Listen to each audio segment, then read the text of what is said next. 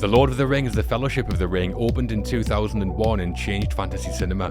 Peter Jackson's epic adaptation of Tolkien's beloved novel, the film follows a hobbit's journey to destroy the One Ring of Power and save Middle-earth from darkness. My name is John, and the fool of a tooks with me are Matt. Nobody tosses a dwarf. And Westy. You shall not pass! From the Shire to Mount Doom, all the right movies are talking hobbits, wizards, and the film that started it all. You have our sword and our podcast, so one does not simply skip this episode.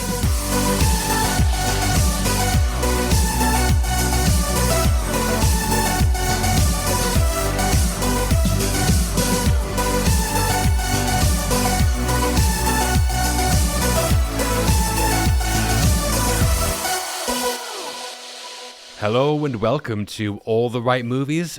Big fans of second breakfast, 11s, luncheon, afternoon tea, dinner, supper, and podcasters on classic and hit films. In that order. Nice crispy bacon. Well, as ever, we're telling the story of Hollywood one film at a time, and today we're going there and back again. Yeah. Well, part of the way there anyway. The rest comes later. Yeah, a third of the way there. We're getting there. It's sword, sorcery, and cinematic history as we talk the film that launched 1,000 memes, The Lord of the Rings, The Fellowship of the Ring. Yeah. And to be clear, it is the extended edition we're discussing, so even bigger. Oh, yeah. It's not worth it otherwise, is it? Nah, definitely not. Well, before we set off from Hobbiton, though, should we mention our own fellowship on Patreon? Yeah, let's do it. Not quite as lucrative as a visit to Moria, but not far off. If you're a regular listener to our podcast, you can help support what we do by becoming an ATRM patron. Patrons get access to our bonus podcast episode called Double Feature, where we talk 2 films to feature on our main podcast, and The Watch List, where we review more modern releases. Yeah. And you get access to our whole podcast archive, full of bonus episodes and archived episodes of our main show like this one. So hundreds of episodes in there. Yeah. And you'll become part of the excellent ATRM community, where you can engage with lots of great movie fans like yourself. You will. So to find out more, visit patreon.com/all the right movies, subscribe directly on Apple Podcasts or Spotify or YouTube. Yes. One subscription to rule them all. Indeed. Lovely. Yeah. But yeah, back to today though, and it is The Lord of the Rings Part 1. Yeah. You put this one forward, Westy. Did I? Of course you did. Of course I did. You're mad, man. So why are we talking about it? I mean, we'll have to, don't we? Let's be honest. I mean, this was a huge spectacle at the time. Oh, yeah. I was working at the cinema at the time, flying through the book. The trailer was just unbelievable. It was just so exciting, and it was Christmas, and it was like, yes! Yeah. It still reminds us of being excited for the next Christmas and the next Christmas. Like, these 3 Christmases were just absolutely fantastic. So it gave you a reason to like Christmas then, Westy. And then it's finished, and now I hate it again. Just have to watch these. But it was just a fantastic experience in the cinema. And I don't think I've had anything that's been close to it, really. I mean, it just feels really personal as a film. But with the scale and the epic nature of it, I don't know how that's possible. Yeah, I know. I think it's just an incredible introduction to the whole world. And just the sheer magnitude of it, just the bravery, it's just ludicrous. I mean, we'll have to start somewhere, but this was like the kind of film that I totally needed. Brought up on Harryhausen, Argonauts and Clash of the Titans and Sinbad and Warhammer. Yes! Yeah. As a kid, that's what I was really into, just this fantasy world, and there wasn't anything quite like it. It's an evolution of that stuff, I think, isn't it? It absolutely is, and it was just really what I was into, and just that real escapism, like it's a world. Very exciting, very well done, so authentic, and just an incredible, incredible film that I'm really excited to talk about. Yeah, similar for me. Really strong memories of this one coming out in 2001. I was 20 at the time, and I remember the anticipation for it being like off the scale. Yeah. It seemed to be on the cover of Empire magazine every month for about a year and a half. Yeah, it did, yeah. Just like the ring and then Frodo's face. Yeah. Everyone was talking about it, so much so that before it did release, I read the entire trilogy source material back to back in about 2 months. Of course you did. Even if it wasn't going to release, you still would have done that. At some point, yeah. Yeah, I'll just make it myself. And then when it came out, to be honest, at first, I was a little disappointed. Really? I think the problem was that I just literally read the books, so I had specific expectations about what it was going to be, I think. Right. But my opinions have evolved and changed, I think, over the years. Some haven't, to be honest, so looking forward to getting into all that. Are you still furious about Bombadil? Is that the problem? Miss that guy, yeah. And the story behind the scenes, I mean, it's outrageous, isn't it? It's ludicrous. That's what it is. Based on one of the most beloved book series ever made, fascinating story of how it came to be made in the first place, followed by an absolutely massive production. Yeah. So big that researching this episode, I was left open-mouthed at times. Mm-hmm. So we'll talk about all that, obviously, as well as chime in with some huge opinions, as we do. Yeah, yeah. Yep. And there's bound to be some big laughs, yeah. There's bound to be. Oh, yeah. Yeah. I mean, I've bought a new pad of paper for this. Like a brand new, huge jotter. Extended edition. Extended edition, yeah. And Matt, have you been at the Gaffer's Homebrew? I love the homebrew. I'm always at it. I thought you did. Yeah, yeah. So why are we talking TLOTR, TFOTR? Oh, God. Yes, I just checked. You got that right. Well done. Yeah, checks out. Every time. This one, I didn't have massive expectations because I didn't know what to expect. I hadn't read the books, and all I knew Peter Jackson for at that point was The Frighteners. Nice. And some early, like, splatter horror. So combine those two things, and what I was expecting was something along the lines of, The Mummy, the Brendan Fraser one. All right, yeah. I was expecting, something fun, a bit of an adventure, but something that would be pretty lightweight at the same time, not much depth to it. Mm-hmm. But then it got about halfway through this, and it just hit me how much depth the film did have, how much more weight it had than I was expecting. Yeah. The sheer world building that was going on, and the craft behind it, but most importantly, the heart behind it all. Yeah. And it got to the end, and my first thought was, I have to wait a whole year for the next one. I know. Yeah, devastated. Yeah, it was devastating that wait. Yeah. I was completely blindsided by how incredible this was, and it is one of the most monumental productions anyone has ever undertaken, which resulted in one of the most monumental trilogies ever, and this is where it starts. Yeah. So The Fellowship of the Ring was produced by New Line Cinema and Wingnut Films, distributed by New Line, and released on December the 19th, 2001. Filmed across, get this, 150 locations across New Zealand over 438 days. That covers all three of them.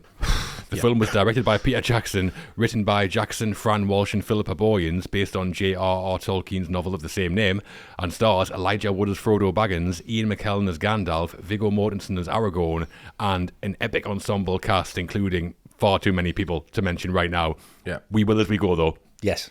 Mm-hmm. On that, we should mention as well that with the films and the production being so massive, it's impossible to cover everything in one episode. Yes. Unless you want us to be here for 12 hours. So, what we've done is, much like Peter Jackson, we've planned out the whole trilogy.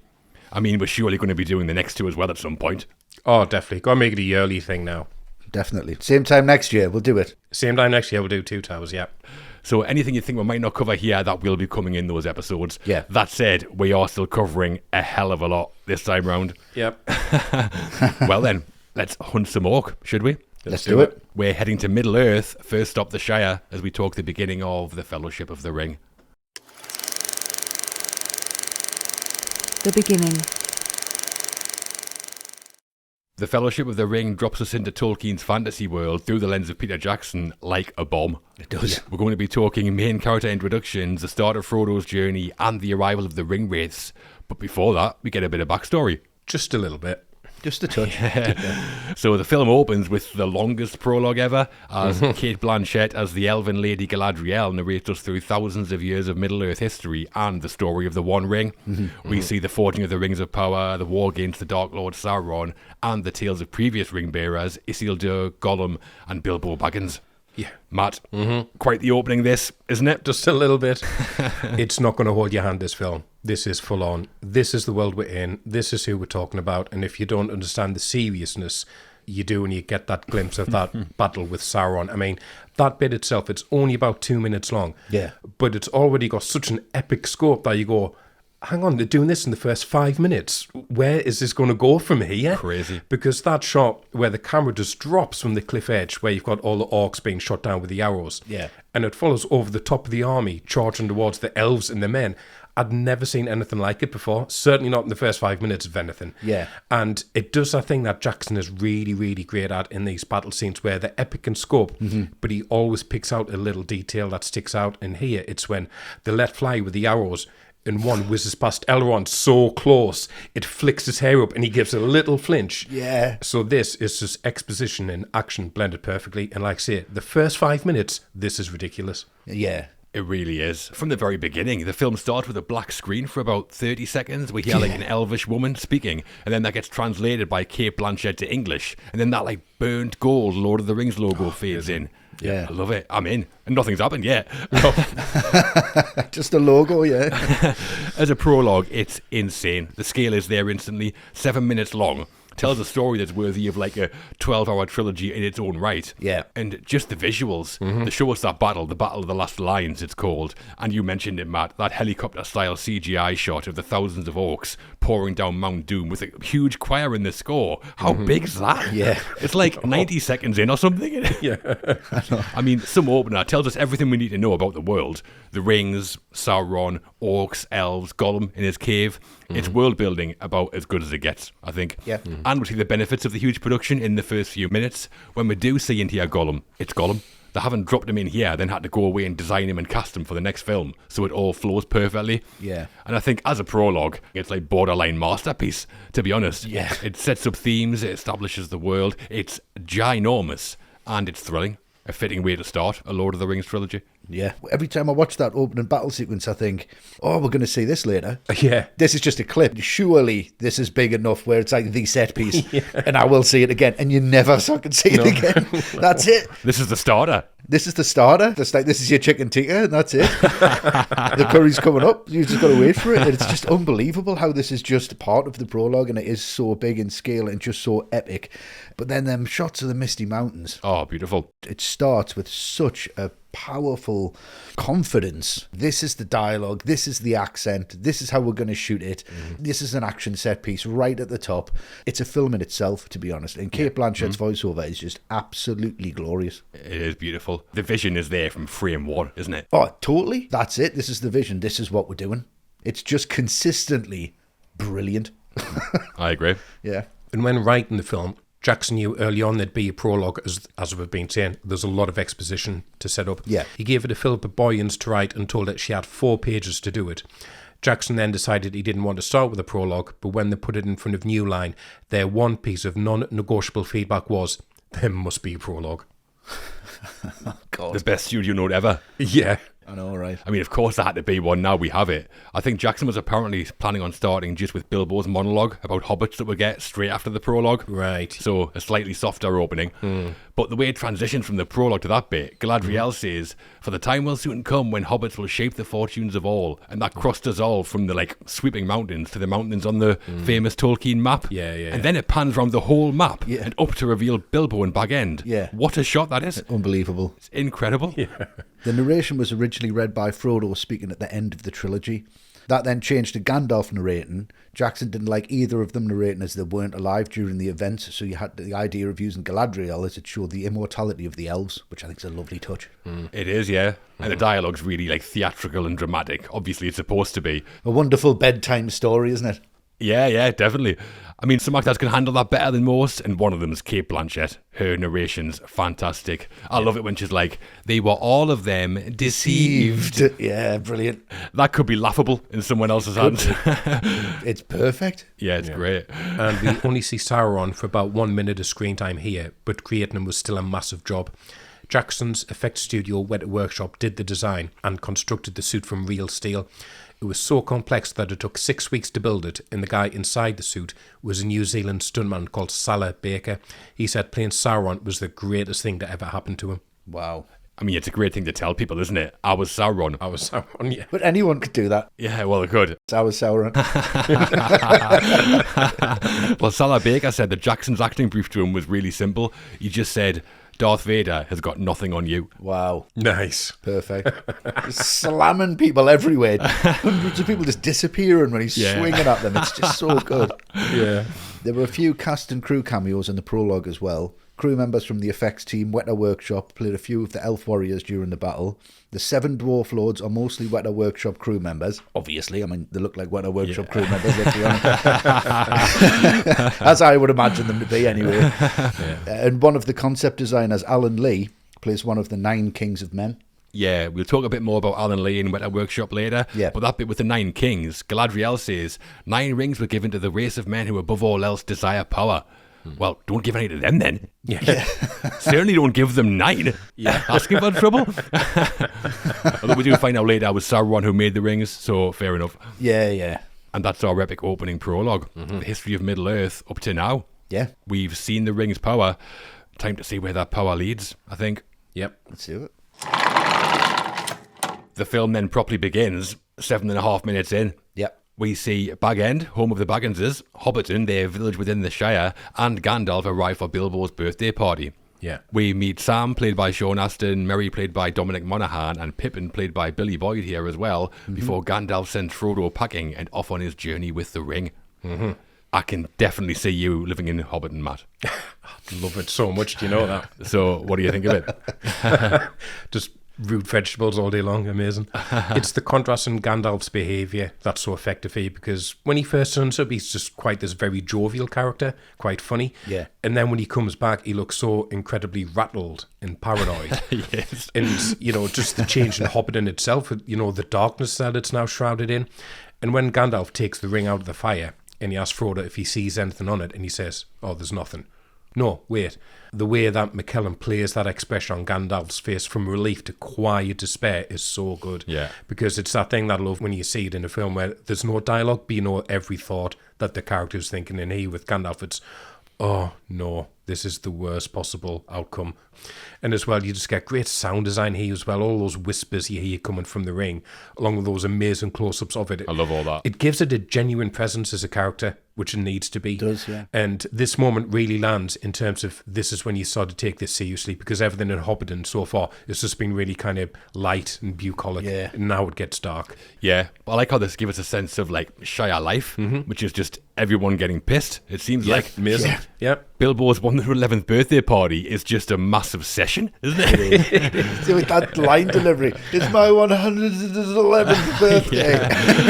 It is. It's like Glastonbury. Everyone's off their heads.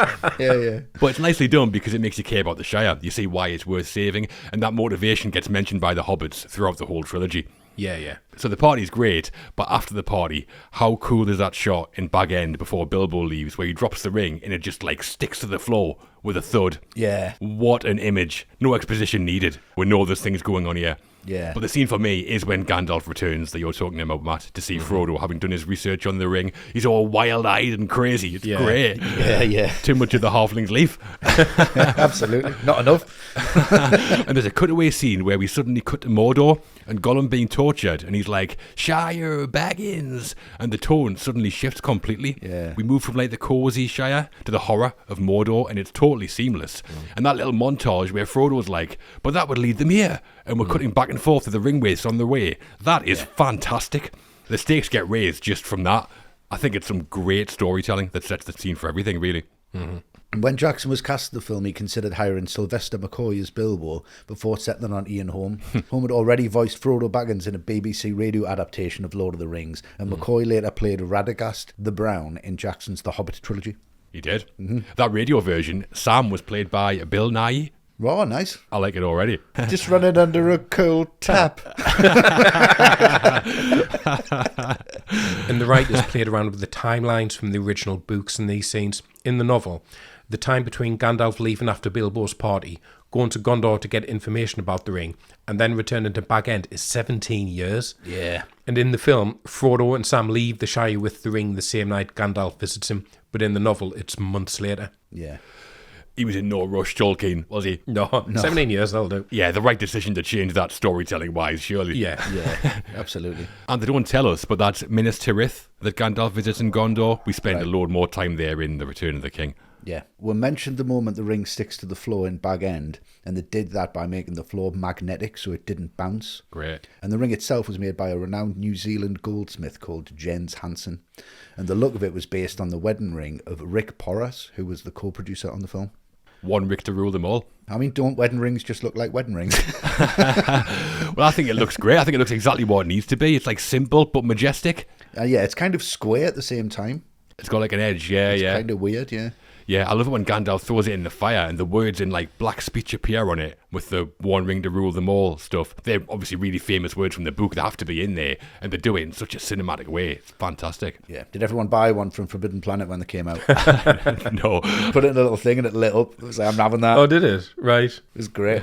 So Hobbiton was built in its entirety as a village on a family farm near Matatama in New Zealand, and was overseen by the production designer Grant Major and art director Dan Henner. It had 28 separate hobbit holes, and each one had to be different.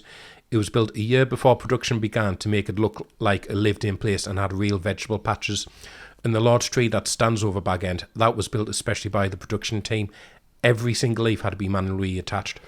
No wonder it took 438 days to film. Half the time was building that tree. But when you see behind the scenes footage, even before they started building sets, that location looks like Hobbiton. Yeah, it like does. Lush greens and clear lakes, like a stunning place. Mm-hmm. Yeah, it's fantastic stuff. I mean, was there no anxiety attached to making this film whatsoever? Like, a year before, I changed my mind every 7 minutes with anything. So that's being built. You just look at it again, go, it's not what I fancied, actually. Exactly. Insane. Yeah. And then after production wrapped, the Hobbiton sets weren't destroyed. The family farm stayed open and Hobbiton remained there as a tourist attraction. And you can actually walk through the Hobbit holes and visit the Green Dragon Inn. Brilliant. Well, there you go, Matt. If you want to live in Hobbiton, you can. Absolutely want to. I'd love to go there. Sounds brilliant. Yeah, be unreal. And there were 2 sets built of Bag End. One was built for Ian Holm and Elijah Wood, and the other was 33% smaller for Ian McKellen, which was to make Gandalf look much bigger than the Hobbits. And they also used a 7'4" actor called Paul Randall to stand in for McKellen in some of these shots. Tall Paul. He was known as, obviously. Oh, God. 33%? Like, who figured that out? Somebody did. I would have just went 35, you know what I mean? But also that moment where Gandalf turns and bangs his head on the ceiling near the start. Yeah. That wasn't in the script. Ian McKellen ad-libbed it and Jackson kept it in the film. He actually thought it was real. All right, brilliant. So after that, Gandalf's going to need a little bit of help. So he goes to his old friend, Saruman. Let's see Christopher Lee here. And he is so right for this part. It's unbelievable. Oh, he's great. He looks amazing. He sounds amazing. But what I love is the dialogue between them here and how beautifully it's delivered and how seriously everyone takes it. He's like, tell me, friend, when did Saruman the Wise abandon reason for madness? And it's yes! I mean, what a ridiculous line. They pull it off, no problem. Exactly. It's just incredibly Moorish for me. It's just wonderful. These 2 absolute legends ruling the screen. And what Jackson said as well, that he hated like wizards in film and he hated magic in film. Right. And he didn't actually want to put that across. So there's just the lack of like the lightning bolts and the blue fire and all of this stuff flying everywhere. This is literally like 2 old guys kicking their shit out of each other in the pub. You can feel the bones snapping, but it's like, it wasn't up until this fight sequence where I went, oh, this is a Peter Jackson film. Yeah. Because he does that push in on that wide angle lens into Saruman. And it's just warm. It's like a 12mm or something stupid. It's great. Yeah, that's Peter Jackson. This is a Peter Jackson film. Then there's that cut to black. And you're just like, what have I just seen? What's going on? It just pulls you in. And these 2, when they're acting together, is always an absolute joy. In this scene for me, I just felt like I was getting pulled in slowly each time, just like the rope was pulling us. And this one was a big push forward. It was really, really, really, really good. I love it as well. Just the way it starts, that overhead shot of Gandalf galloping into Isengard to start it all. That's great. Yeah. And it is obviously always a joy to see Christopher Lee, definitely here as Saruman, in his late 70s at this point. I think he's fantastic. I like it when he gives Gandalf some crap, like, your love for the halfling's leaf has clearly slowed your mind. Too many bongs for Gandalf. No wonder he went missing for 17 years. Yeah, of course he did. Yeah. And then the fight scene is brilliantly put together. Obviously using stuntmen for parts of it as Gandalf and Saruman are throwing each other all over the place. Yeah, I think it's most of it, but it's great though, because they can totally cover them up with long hair and beards, and it's just, you can do what you want with the guys. I think it's just an excellent job. It's seamless. It is seamless. The way they cut between the stonework and then McKellen and Lee for the close-ups, it is fantastic. Yeah. Love Saruman and this whole like intro to him. Brilliant. Yeah, he's great. And Saruman's tower in Isengard is called Orthanc. It's all from the book, but Jackson needed it all created from scratch. So one of the concept designers, Alan Lee, he'd done a sketch of Orthanc for the centenary book edition of Lord of the Rings that showed part of the tower. Jackson told him to finish the drawing, and based on that illustration, Wet Workshop created a miniature of Orthanc, which was 15 feet high, with a 65-foot circular fortress. The tower was carved and then cast in resin to create that black volcanic glass appearance that it has, and they would film the model using motion control filming. Amazing. 33% resin. Yeah. I mean, techniques that were already about 30 plus years old by this point, but how good does it look? It's ridiculous. Amazing. Can it look any better? That's how good it looks. No, it couldn't. I mean, we'll talk more about the practical effects work later, but there's a shot before this we talked about when Gollum's being tortured. the establishing shot, like, pans down this enormous scale model of Barad-dûr. Yeah. Those miniature shots, there's loads through the trilogy, they are breathtaking. I've not seen anything like it anywhere else, I don't think. Yeah, totally agree. Incredible. The interior scenes in Orthanc between Gandalf and Saruman were filmed on a set. Ian McKellen said he'd never been on a set like it before because it had been designed to be really angular and sharp to create a castle in a horror movie kind of feel. And Christopher Lee said that the steps up to Saruman's throne were so steep he had trouble climbing up. Wow. But to be fair, Christopher Lee be like, it's like home. Yeah. Probably, yeah. Yeah, I'm used to this. Yeah, great set though, isn't it? Oh, it's wonderful, yeah. Looks like my sitting room. Really angular and uncomfortable. So no one stays too long. No one stays too long. Just slide out the door. And just after this, we see Saruman breeding the Uruk-hai, which are a stronger type of orc. In the books, Tolkien suggests they are a crossbreed of orcs and men, but here we see them being bred and birthed in pods beneath Isengard. And the orc workers we see beneath Isengard, they were all played by Weta Workshop staff who did, as we'll discuss, all the practical effects on the film. Yeah. Yeah, seeing them pulled from the mud covered in that, like, membrane substance. Great visuals. Disgusting, though. It's horrible, though. Jackson's tapping right into his horror movie background there, I think. He's loving it. That's his favourite bit. Yeah. And I love it when Saruman says to Lurch, the first Uruk-hai, "Whom do you serve?" "Saruman." Is so great. Yeah. So that's Gandalf and Saruman setting some wheels in motion. We've seen Isengard, wizards fighting, and Uruk-hai breeding, weirdly. Yeah. Time to meet the Nazgul. Let's do it. Oh, let's do it. Yes. After fleeing the Shire with the ring, Frodo and Sam come across Hobbiton's answer to the Likely Lads in Meriadoc Brandybuck and Peregrine Took. Well, lads, yeah, that's them. More scary are the 9 former Kings of Men sent from Mordor to find the ring. The Ring Wraiths, Black Riders, the Nazgul. Yeah. From hiding in tree roots to the chaos of Buckleberry Ferry, Westy, how do these early Nazgul scenes work? I mean, I love them. I absolutely love these guys. Yeah. They just really stood out for me. But what I always think of is like they've been waiting around for ages, like thousands of years. Yeah, what they've been doing? It's like playing cards or something. Have we found that ring yet so we can go and get it, or what? Playing Super Mario Brothers. Just hanging out. They're dying for this job, and finally it happens. And they're straight out and they're straight ready for it. But that whole get off the road sequence is just so beautifully done cinematically because it's so foreboding. You know, they use the vertigo shot. There's that dolly zoom in there, which is absolutely fantastic because you got the leaves kicked up at the bottom and you know something's not quite right. It's great. Peter Jackson says, yeah, it's the Hitchcock shot. Spielberg's used it a couple of times. Like, of course he has. He's just really kind of like pushing it down. I can't remember where or what film it was. I love the fact that you get the Nazgul here in real close-up, and it's a real sticky kind of close-up. The hoof hitting the ground, you can smell them. Like, the authenticity on them is just absolutely fantastic. And I really love the fact that we're watching a composite because you've got the hobbits at the bottom, Ringwraith comes past the tree and it's just at the top. You can tell that's 2 completely different shots. And the beautiful thing about it is I really don't care. Like, that's just terrifying. But what I really like is the little details here, and when the Ringwraith just grabs the tree trunk and all the insects start coming out. Oh yeah, lovely touch. Running away. And like Jackson was thinking that might be confusing for people, thinking that they're kind of scared of it, but the way I took it was like they were attracted to it. That's how I read it, yeah. Lovely touch, a great introduction to these things, these shadows that are chasing them, and you just think the hobbits have got absolutely no chance against these guys, and I love that. Something I don't really get from this point in the film is that Frodo and Sam have already gone a long way. They've slept in the woods overnight. Yeah. And they just stumble across Merry and Pippin at Father Maggot's field like they're out for a walk. What are they doing there? Yeah, that's a good point. Yeah.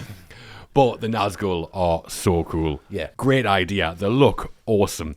And their musical theme, that choir, I love it. That first shot of them at Minas Morgul where the doors open and they come galloping out in all that green light. Is there a better shot than that? There's a few, but it's just in this film. It only kind of betters itself. It reminds me of the Grim Reaper from The Frighteners as well. I think it's very Peter Jackson. Yeah, but the first time they were in a proper meaty scene is probably this, when Frodo's like, get off the road. Yeah. A great little touch here as well. They're under the tree, and the Nazgul appears above them. The first proper look we get at one, really. It walks from behind the tree, but have you noticed that we don't see it walk past the other side? It just kind of appears from out the tree. Oh, right, yeah. Subtle, but just enough to say these things are normal. Yeah. Another nice bit of horror-style filmmaking from Jackson, I think. Yeah. Yeah, in this scene where the hobbits hide under the tree from the Ringwraith, That was actually filmed on the very first day of shooting, and it was shot in the parklands in Mount Victoria and Wellington, and Weta created the hole the hobbits hide in, but the path and their ledge, they were all real, and they've since become a tourist destination. Of course. Like everything else. Yeah, like everything else. First day of filming and you're hiding from the wraiths. Straight in for Jackson. Straight in. Action Jackson. The Nazgul's high-pitched scream was created by the sound designers Phil Haywood and Simon Hewitt. They recorded the co-writer and producer Fran Walsh performing the scream, and it was then edited digitally to make it sound more unearthly. They then added sound of 2 plastic party cups being rubbed together to complete it all, which is insane. And I think Fran Walsh had a cold at the time, which is why I thought it was all kind of raspy, and they just kind of utilised that. All right. Scream, Fran. Yeah. Well, yeah, it sounds great. Yeah. And that little scene where the Nazgul asks that hobbit for directions, you know, where he's like, Shire Baggins. Yeah. That voice is Andy Serkis, Of course it is. Ah, okay, right. who played Gollum, of course. Yeah. You could be like, excuse me, mate. Yeah, I mean, we've been talking about Jackson's horror roots and where they're short, and the scene at the ferry, this for me is the one that harks back to Jackson being a horror director the most, because the music, the screeching that we've talked about from the Nazgul, that incredible shot where you get that one just backlit by the moonlight. Unbelievable. Unbelievable shot. Get out. Get out, yeah. Run as fast as you can. This is pure horror. Makes Sleepy Hollow look like a fucking Etch-a-Sketch, doesn't it? It absolutely does, yeah. And it's such a contrast to everything we've seen before, because the Shire was so bucolic and warm and green. Yeah. And it's this real stamp the film needs to reinforce, and they are so far from home now and so far from safety with these Nazgul on their heels. And I think it's a really great character moment as well, because they're all out of the depth. Pippin doesn't have a clue what's going on. He's just running away from something and he doesn't understand why. But they rise to the occasion here, which they continue to do throughout the whole trilogy, which is the point of their characters throughout. And Merry in particular, he works out that they're after Frodo, the Nazgul. And as soon as Frodo says he needs to leave the Shire, he doesn't hesitate. It's right, it's this way to the ferry. He doesn't go, well, they're after you, not me, mate. See ya. I'm going back to former Maggot's field. So it's a really important moment in binding these four together and showing that, you know, there's more to come from them. The way the Nazgul comes crashing out the fog on his horse. Terrifying, that. Yeah. And I've heard people say it's a bit of a plot hole that the Nazgul stops on the pier when the ferry's like 2 feet in front of it or something. Like, why doesn't it just jump? Right. But it's not, because the Nazgul don't like the water. Yeah. We'll see that in a later scene, don't we? Yeah, with Arwen. Which we'll talk about, obviously. And crossing the Brandywine River is the point at which the hobbits officially leave the Shire. And the Buckleberry ferry scenes, they were shot at Keeling Farm near Manukau. The whole area was dressed and rigged to create the river crossing, and in one take, Elijah Wood actually overshot his jump and ended up in the river instead of on the ferry. Nice. He leapt over the ferry. Yeah. Carl Lewis. It's a big jump, that, like. But I do like that the Nazgul literally chase the hobbits across the border out of the Shire, like out of their home. Yeah. Yeah. And that is the beginning of the trilogy. The epic prologue, the journey out of the Shire, and from birthday parties to Black Riders. Time to talk about the madman orchestrating the madness, surely. Let's do it. Yep. The director. The director of The Fellowship of the Ring was Peter Jackson. This was technically his 7th feature film, after making his name with horror comedies like Bad Taste, Meet the Feebles and Brain Dead, then showing some more dramatic chops with Heavenly Creatures, and a bigger budget film with The Frighteners. Jackson was the man who did what Hollywood said was impossible, bringing Tolkien to the big screen. Yep. A slight leap from splatter comedy to Middle-earth, Matt. Yeah. But how was Peter Jackson's work here as director? I mean, it's arguably the most monumental production anyone's ever undertaken. And when we talk about huge ambition like that, quite often the person behind it is someone like James Cameron, an absolute tyrant and madman who will kill people to achieve his vision. But then you've got Peter Jackson, just the most amiable, easygoing person to work with. Absolute sweetheart of a man. Yeah. Well, that's the thing. You read interviews with the cast and crew, and the running joke is, we think he is an actual hobbit because he looks like one and he behaves like one, and yet he's got this huge production. But also there'll be a lot of questions here in this production, and you know for a fact Jackson had an answer for every single question that was raised. And he's the one who's seen this as a trilogy and playing the long game. Like, other directors would have rushed through the Hobbiton sequence and got to Elrond's council at the 30-minute mark. But Jackson knows you've got to spend time here in Hobbiton for the ending to work, because when the hobbits return in Return of the King, the point is Hobbiton hasn't changed one little bit, but they have. Yeah. And as we said, this is the place that keeps Frodo and Sam alive on Mount Doom at the end, because the dream of it is what they hold on to right at the end. And that does not work unless Jackson has the confidence to keep all of that opening in Hobbiton at the beginning and keep us there. And that's just one decision of thousands that he gets right. Yeah. Yeah. It's a monumental production, like I said, and he just nails it somehow. Yeah, I mean, where on Earth, where on Middle Earth do you start with Peter Jackson's work here? Yeah, He's exactly. everywhere. It's like one of those Looney Tunes cartoons where they're playing American football and Daffy Duck's in like every position. Yeah. I mean, as a piece of direction, it's not Kubrick or Scorsese like stroking your chin and pondering which shot will represent the theme of the film best. There is an element of that, to be fair. I was going to say there kind of is. But with the size of this production, this is intense. Getting their graft as well. Sleeves up, shorts on for Jackson, wild hair, beard, get stuck in. Yeah. He's on the set filming scenes, he's in the design studios reviewing everything. He's working with huge costume teams, production teams, makeup departments, scores of musicians, effects people, camera crews, others as well. And he's all over it. His passion for what he's doing is like the fires of Mount Doom. Just chuck the ring into Peter Jackson. Job done. Yeah. But I mean, his leadership and corralling of everybody throughout this epic shoot is ridiculous. There were somehow few major production problems, and somehow it does still feel personal to Jackson. This isn't a hired gun being told just get it on the screen like studio tentpoles sometimes feel like. This is Peter Jackson's film through and through. Yeah. The love for the material, the vision, the attention to detail, it's all there from the start. Like I say, maybe not the greatest ever piece of artistic filmmaking, but this has got to be one of the most extraordinary pieces of big-scale direction we've ever seen. Yeah. Genuinely astonishing stuff from PJ for me. He deserved that knighthood. Oh, yeah, and then some. Yeah, I mean, I think the thing I'm focusing on here is the level of control without that level of fear. There's a control through love, I think, and that comes across in the film. I think that's where the heart of all this is, because there's a genuine care between all of the actors. There's a genuine care between whoever's making the shoelaces for the orcs at some point, you know, that everyone kind of cares and everyone's bringing their absolute A game to it. And he really does bring that out in people. And I think Jackson's look on this is that everything you see in this film, everything on the screen is important. It has a place, it has a history, it has a time, it has a reason to exist. Yeah. There's nothing here with any fat on it whatsoever. Even the extended editions, we're pushing 4 hours nearly. Yeah. And it's still a breeze to get through, because everything's just so different from scene to scene, from character to character. The motivations are there. He just doesn't seem like he's tired. I don't believe he's a human being. I don't. I just can't fathom. Just even building Hobbiton a year before and just overseeing that freaks me out. Yeah. Just that one must be exhausting, and it's the first, 10 minutes? Yeah, exactly. It's ludicrous. And as well, it's the amount of other directors that are on this whole thing. You know, the second units, his third units, his stunt units. And it's just incredible, the scale and the consistency within that scale. I mean, there's films that are 1% this budget, 1% the time that's been put on this, and they're all over the place. This is unbelievable, and just what an achievement this is. And for anyone to say anything bad about it, I think it's impossible to do. It's impossible to look down on this if you love cinema. It's a marvel. It's just a marvel, and he is a marvel for doing it.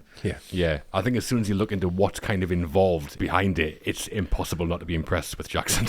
Yeah, it absolutely is. Just the amount of control that he's got over it, but at the same time, he seems like such an approachable guy. Yeah. So the first published work set in Middle-earth was The Hobbit. That was released in 1937, and The Lord of the Rings came along in 1954 and 55. Yeah. And long before Peter Jackson, Hollywood had been looking to adapt them. Yes. So I think a brief history of Middle-earth on film might be helpful. Yeah, go for it. Couldn't get Kane Blanchett to narrate it, unfortunately. But next best thing, we've got Matt. Yep. Obviously. A slightly softer tone we've gone for. Silky Vox. Go for it, man. So, Disney were interested in doing animated versions of The Hobbit in the 30s and then Lord of the Rings in the 50s, but neither went anywhere. Walt Disney said Tolkien's work was too serious and too violent. And Tolkien said he had a heartfelt loathing for Disney films. Nice. PL Travers. Yeah, not a great combo for working together then, is it? Not really.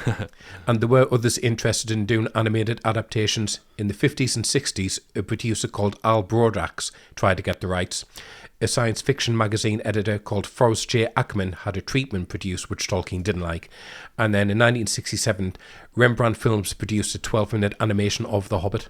So that Rembrandt animation, that was the first time Tolkien's work was ever on screen. Mm-hmm. So it's significant, but also I've seen it and it's not great. No, you have to be careful saying Rembrandt animation as well. Like, people can be very confused about that. Yeah, it's very primary school. Yeah. And Al Brodax that you mentioned there, he was the producer of Yellow Submarine, Beatles film. Yeah. Well, speaking of the Beatles, then in 1969, United Artists bought the rights to Lord of the Rings and wanted to make a film starring the Beatles as the four hobbits. Twiggy is Galadriel, and it would be directed by Stanley Kubrick. Insane. Kubrick said it was unfilmable. Yeah. Yeah, apparently John Lennon wanted to play Gollum. Right. But I mean, that's the year after 2001 came out, so if Kubrick says you can't film it, it must be true. Well, it must be. I think it's more content than it is anything else. I mean, imagine John Lennon as Gollum. Like, imagine. Just imagine. British director John Borman was then brought in by UA to direct, and he wanted Al Pacino as Frodo. And in Borman's script, Sauron is described as looking like Mick Jagger, and also in this version, Frodo, he's a bit of a player, and he had sex with Galadriel. Nice. Yeah. Fair enough. Sauron would have been having sex with everyone if he was like Jagger. Yeah, exactly. Lord of the G-strings. I mean, that sounds insane, and I would love to see all of it. Yeah. Pacino hoo-hawing all over the Shire. I'd like to see the trailers. I don't think I could sit through the whole films. And then moving on from that, producer Saul Sands bought the rights from UA and produced The Hobbit as an animation in 1977. They then made probably the second most famous adaptation of Lord of the Rings, the Ralph Bakshi animations in 1978. Yeah. And they terrified me as a kid. Yeah, I remember them. There's a nod to Bakshi's animations in Fellowship as well. You know the moment at Bilbo's party where he's naming Hobbit families, Yeah. and he says Proudfoots, and one guy shouts Proud Feet. Yeah. That shot with his feet in the foreground is exactly the same as the same moment in the Ralph Bakshi film. Right, okay. Yeah, little homage, I think. And then in the 80s, George Lucas tried to get the rights to The Hobbit, obviously, reportedly for Spielberg to direct, even more obviously. But because of all the previous adaptations, though, the rights were a bit entangled and sitting with various companies, so Lucas made Willow with Ron Howard instead. Right, I want to do The Hobbit, but if not, I'll just do Willow. It's the same thing. Yeah. It's the same film. Small people, that'll do. Yeah. Things then went quiet until Peter Jackson came along, who did the, as we know, the Lord of the Rings trilogy in the early 2000s, and then followed those up with the Hobbit trilogy 10 years later. He did. And speaking of Kubrick, actually, do you think the Eye of Sauron, Jackson was taking some inspiration from HAL in 2001, maybe? Yeah. Hal, yeah, very possibly. I can say that, yeah. It's not quite as polite, Sauron, is he? Not really, no. Stop singing Daisy. Peter Jackson first became aware of Lord of the Rings when he saw, like we've said, the Ralph Bakshi animation at the cinema when he was 17. He read the book and wanted to see a live-action version of it. He forgot about it until 1996 when he made The Frighteners. To make that film, Jackson had to expand his effects studio, Weta Digital, to handle all the CGI. After The Frighteners, Jackson needed a big project to keep Weta going and thought about Lord of the Rings. Wow. Yeah. I think his first thought was that Lord of the Rings would be unattainable, so he came up with an idea of his own for a fantasy film that was apparently about an upside-down medieval town, and it was called Blubberhead. Nice. Which sounds like the most Peter Jackson film in the world. Yeah, I'd rather see that. So then, by the mid-90s, Jackson and his co-writer and wife, Fran Walsh, were fully going after Lord of the Rings. Jackson spoke to Saul Zaentz about buying the rights from him, and he wanted to make The Hobbit first, but the rights were split between Zaentz and UA, so he couldn't get them. Right. Yeah, the same issue George Lucas had. The rights were all over the place. Mm-hmm. Jackson didn't just get Willow 2 in there, thankfully. Thankfully not, no. But Jackson had a first look deal with Miramax because they'd produced Heavenly Creatures, so he was obliged to go to Harvey Weinstein, unfortunately, about making Lord of the Rings. Weinstein was interested, and Miramax spent $14 million developing the project, but couldn't get funding for 3 films. So told Jackson he had to make the whole trilogy in 1 2-hour film, which Jackson said, just impossible. Yeah. Yeah, apparently Weinstein said if Jackson didn't agree to do it in 1 film, he would hire Quentin Tarantino instead. Frodo carrying the ring round in a briefcase. We happy? Yeah, we happy. Well, to shot a Hobbit's feet. Oh, too many. Oh, too many. Yeah, that would be absolutely disgusting. Yeah. Yeah, because apparently Weinstein thought that Miramax owned the rights to all the work Jackson had done to that point, but they didn't. Jackson did. Right. So Miramax had to pull out, basically. I mean, Peter Jackson, not Samuel L. Jackson, right? Yeah. Yeah, that Jackson. The ring rate's coming out. We should have shotguns. Jackson then put together a 35-minute pitch video, and that showed everything they'd done up to that point. He sent it to studios asking for funding to make 2 films, as he thought nobody would want to make 3. Yeah. 20th Century Fox, Universal, and Sony all passed in. They just didn't like the script. Right. Yeah, also apparently at this time somebody, and Jackson still doesn't know who, I don't think, leaked the script that he was sending around onto the internet. Right. Which is outrageous, but he said this might have actually helped because it got the word out there much more that someone was trying to make a Lord of the Rings film. Okay. Yeah. So Jackson had one final chance at this point. A friend of his, Mark Ordesky, worked at New Line Cinema, and they were mostly known for horror. So through Ordesky, Jackson got a pitch with the head of New Line, Robert Shea, and at the end of the pitch, Shea had just one question for him. There were 3 books, shouldn't it be 3 films? Yeah, I read an interview with Mark Ordesky and he said that when Shea said that, Jackson just sat there. He was so stunned. Yeah, I bet. And Ordesky started kicking him under the table to get him to say something. And Jackson just went, sorry, say that again. Right.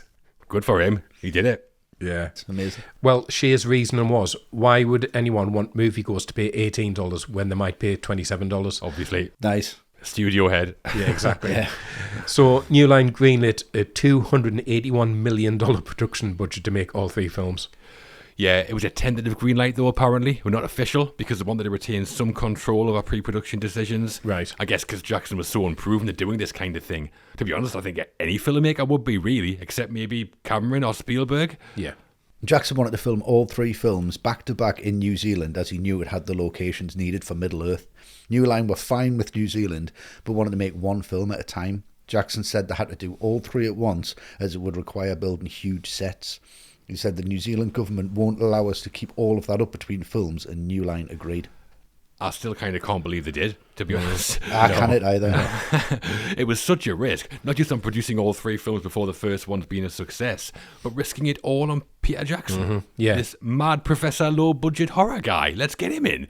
Yeah. Imagine them going back and watching Bad Taste. Yeah. They just signed the contract, and they're just, what have we done? It just took them 3 years.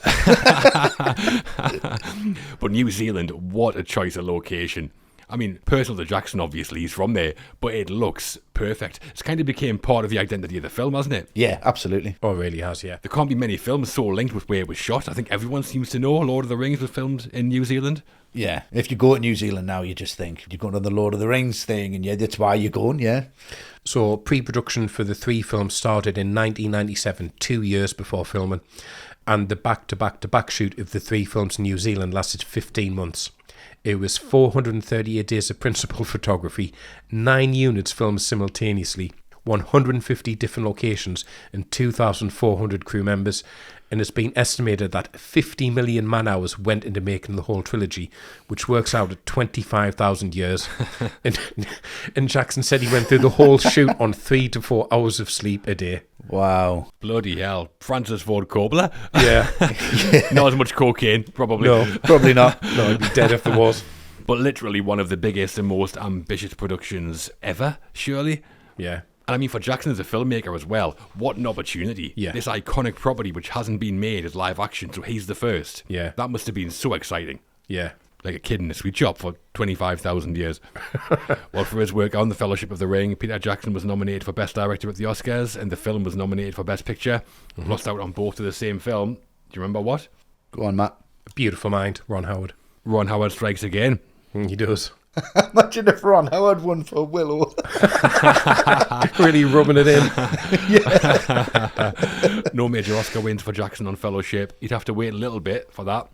But for us, in having the vision, getting it greenlit, then making the whole trilogy back to back, this is a pretty extraordinary direction from Peter Jackson. It's phenomenal. He would have been sitting at the Oscars going, yeah, you don't like it, yeah, but your kid's going to love it.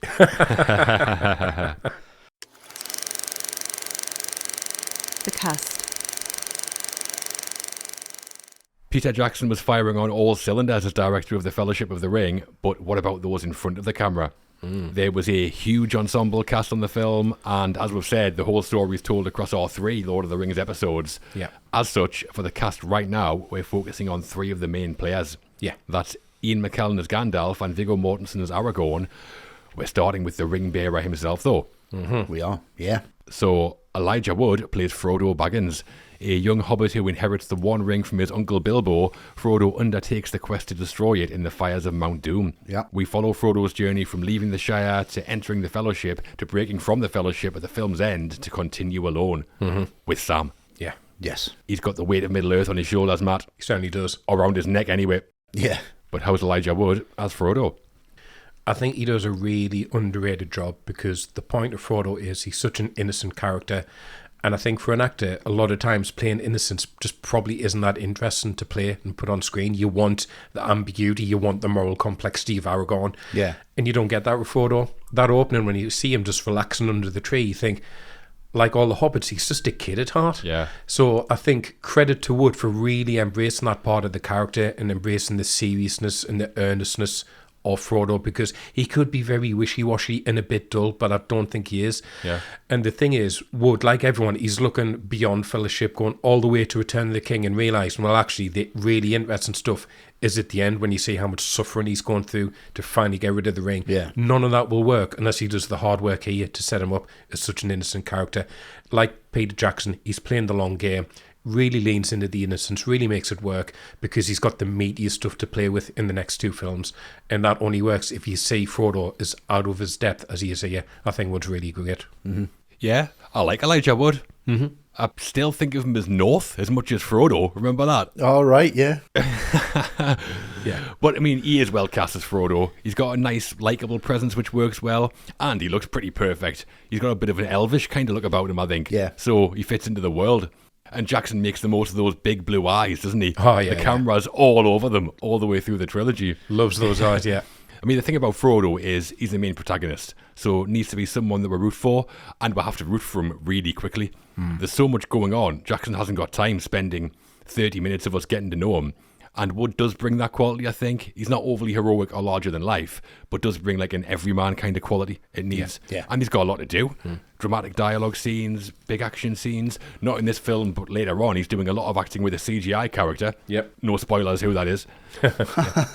I mean, he's the lead in this production, which is beyond massive. And he was only 18 when they started filming. Yeah, it's That's ridiculous. ludicrous. And the pressure of carrying a huge production of a huge series of novels, he could have been swallowed up by it. Yeah. But I think he carries it well. I mean, Yeah. would I call it an incredible acting performance? Probably not. There's other cast members who I think are better actors. Yeah. But as a young actor leading this crazy project and being the focal character, the film bearer, if you will, Yeah. really good stuff from Elijah Wood, I think. Yeah, I mean, it's very, very similar. He's fantastic in it, absolutely leads it, and you need somebody with that level of innocence that you guys have spoken about, and it makes the character really accessible and really personable, and you kind of want to root for this guy. It's so close to being annoying on the page. This character could have been a real pain, and if it was annoying and it was just a little bit weak and flaccid, and just because he kind of plays it that way a little bit, but there's still a strength and a resilience behind there, but he doesn't know what strength and resilience is. It's not the best acting performance, but I think it's the best Frodo performance anyone could have ever done. Yeah. And I think he knows where the boundaries are with that. And the astonishing thing is, and we'll talk about this with all of the actors, I think, who were involved in this whole production, but with this being shot out of sequence, the fact that his arc works so well, Yeah. the fact that he has, right, oh, you're innocent now.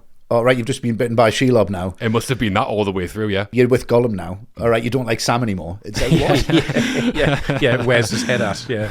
And the fact that this looks like it's been shot in sequence, it looks like it's been shot chronologically, it kind of makes total sense, and it's absolute credit to Elijah Wood, because I think he's front and centre in mostly all of the scenes, and he's kind of leading it, and everyone is looking to him.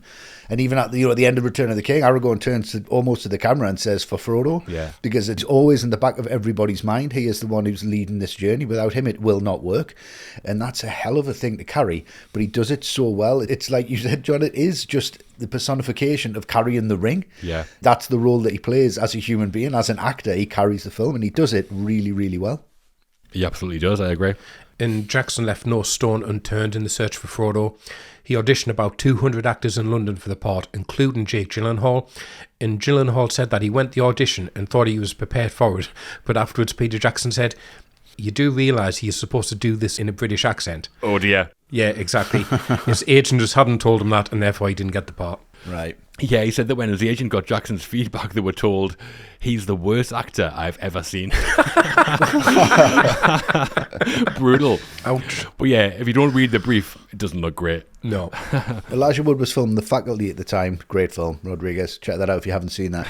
The casting call for Frodo went out and he heard about it from a film critic called Harry Knowles, who was from Into Cool News, I think. In a Cool News, yeah. Great site. That was like the go-to at the time. It was back then, yeah. And Wood made an audition tape where he dressed as Frodo in breeches and a flowing shirt.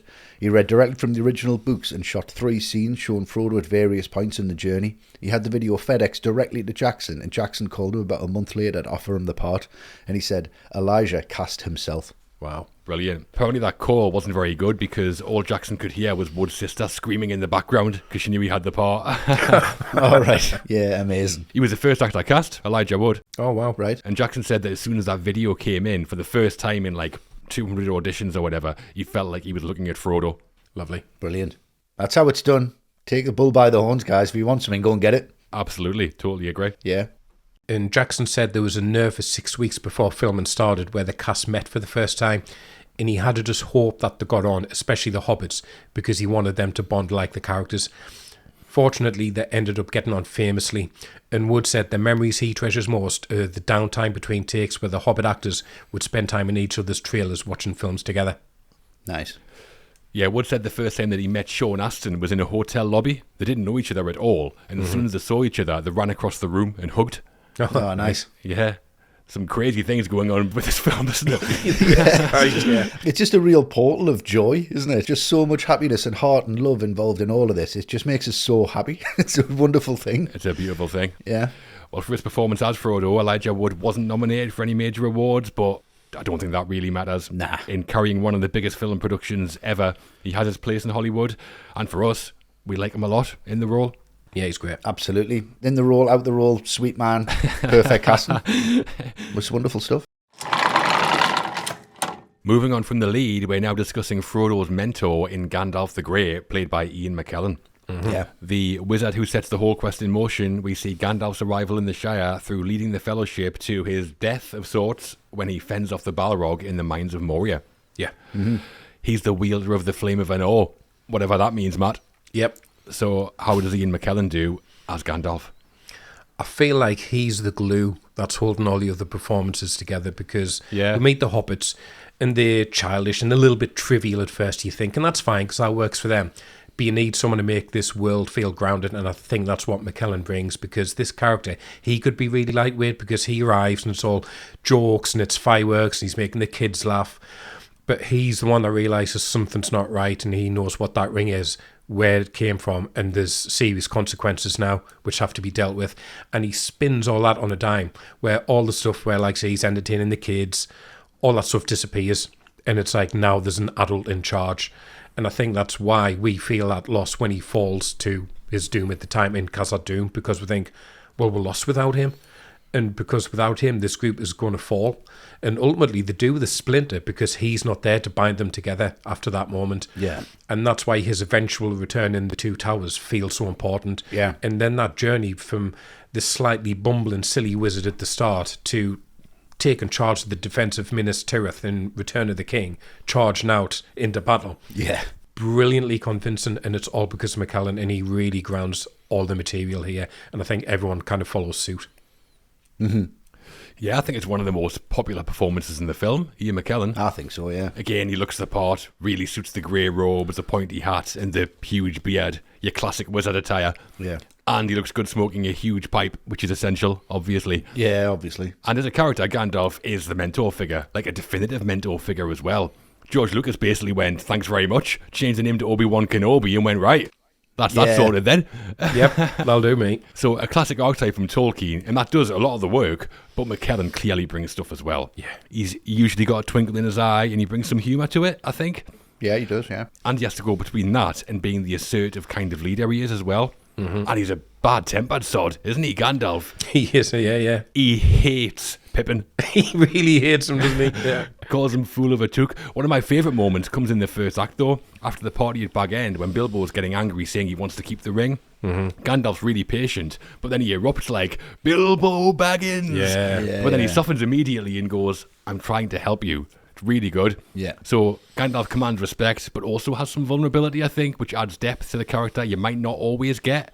Yeah. But yeah, I think McKellen brings gravitas and power to the role, but still stays human. So really good casting again. Probably one of the definitive performances in the trilogy. And I think certainly the most definitive performance of Ian McKellen's career. Oh, yeah. He completely owns this part. Yeah. If you think of the parts he's played before, like in big franchises, you don't turn around and go, "Oh, we need Ian McKellen to be Magneto." No. It's almost forgettable that he was, in a strange way. It's been overshadowed by this, I think, hasn't it? Yeah, definitely. But I think even at that point, it wasn't as impactful as this is. I think this is just a perfect role for him. He's just an elder that you trust. He's like a perfect granddad. Because he's like, if you get on the wrong side of him, he'll absolutely lamp you all over. But at the same time, you just want to hug him and just be like, "I'm sorry." Yeah, okay.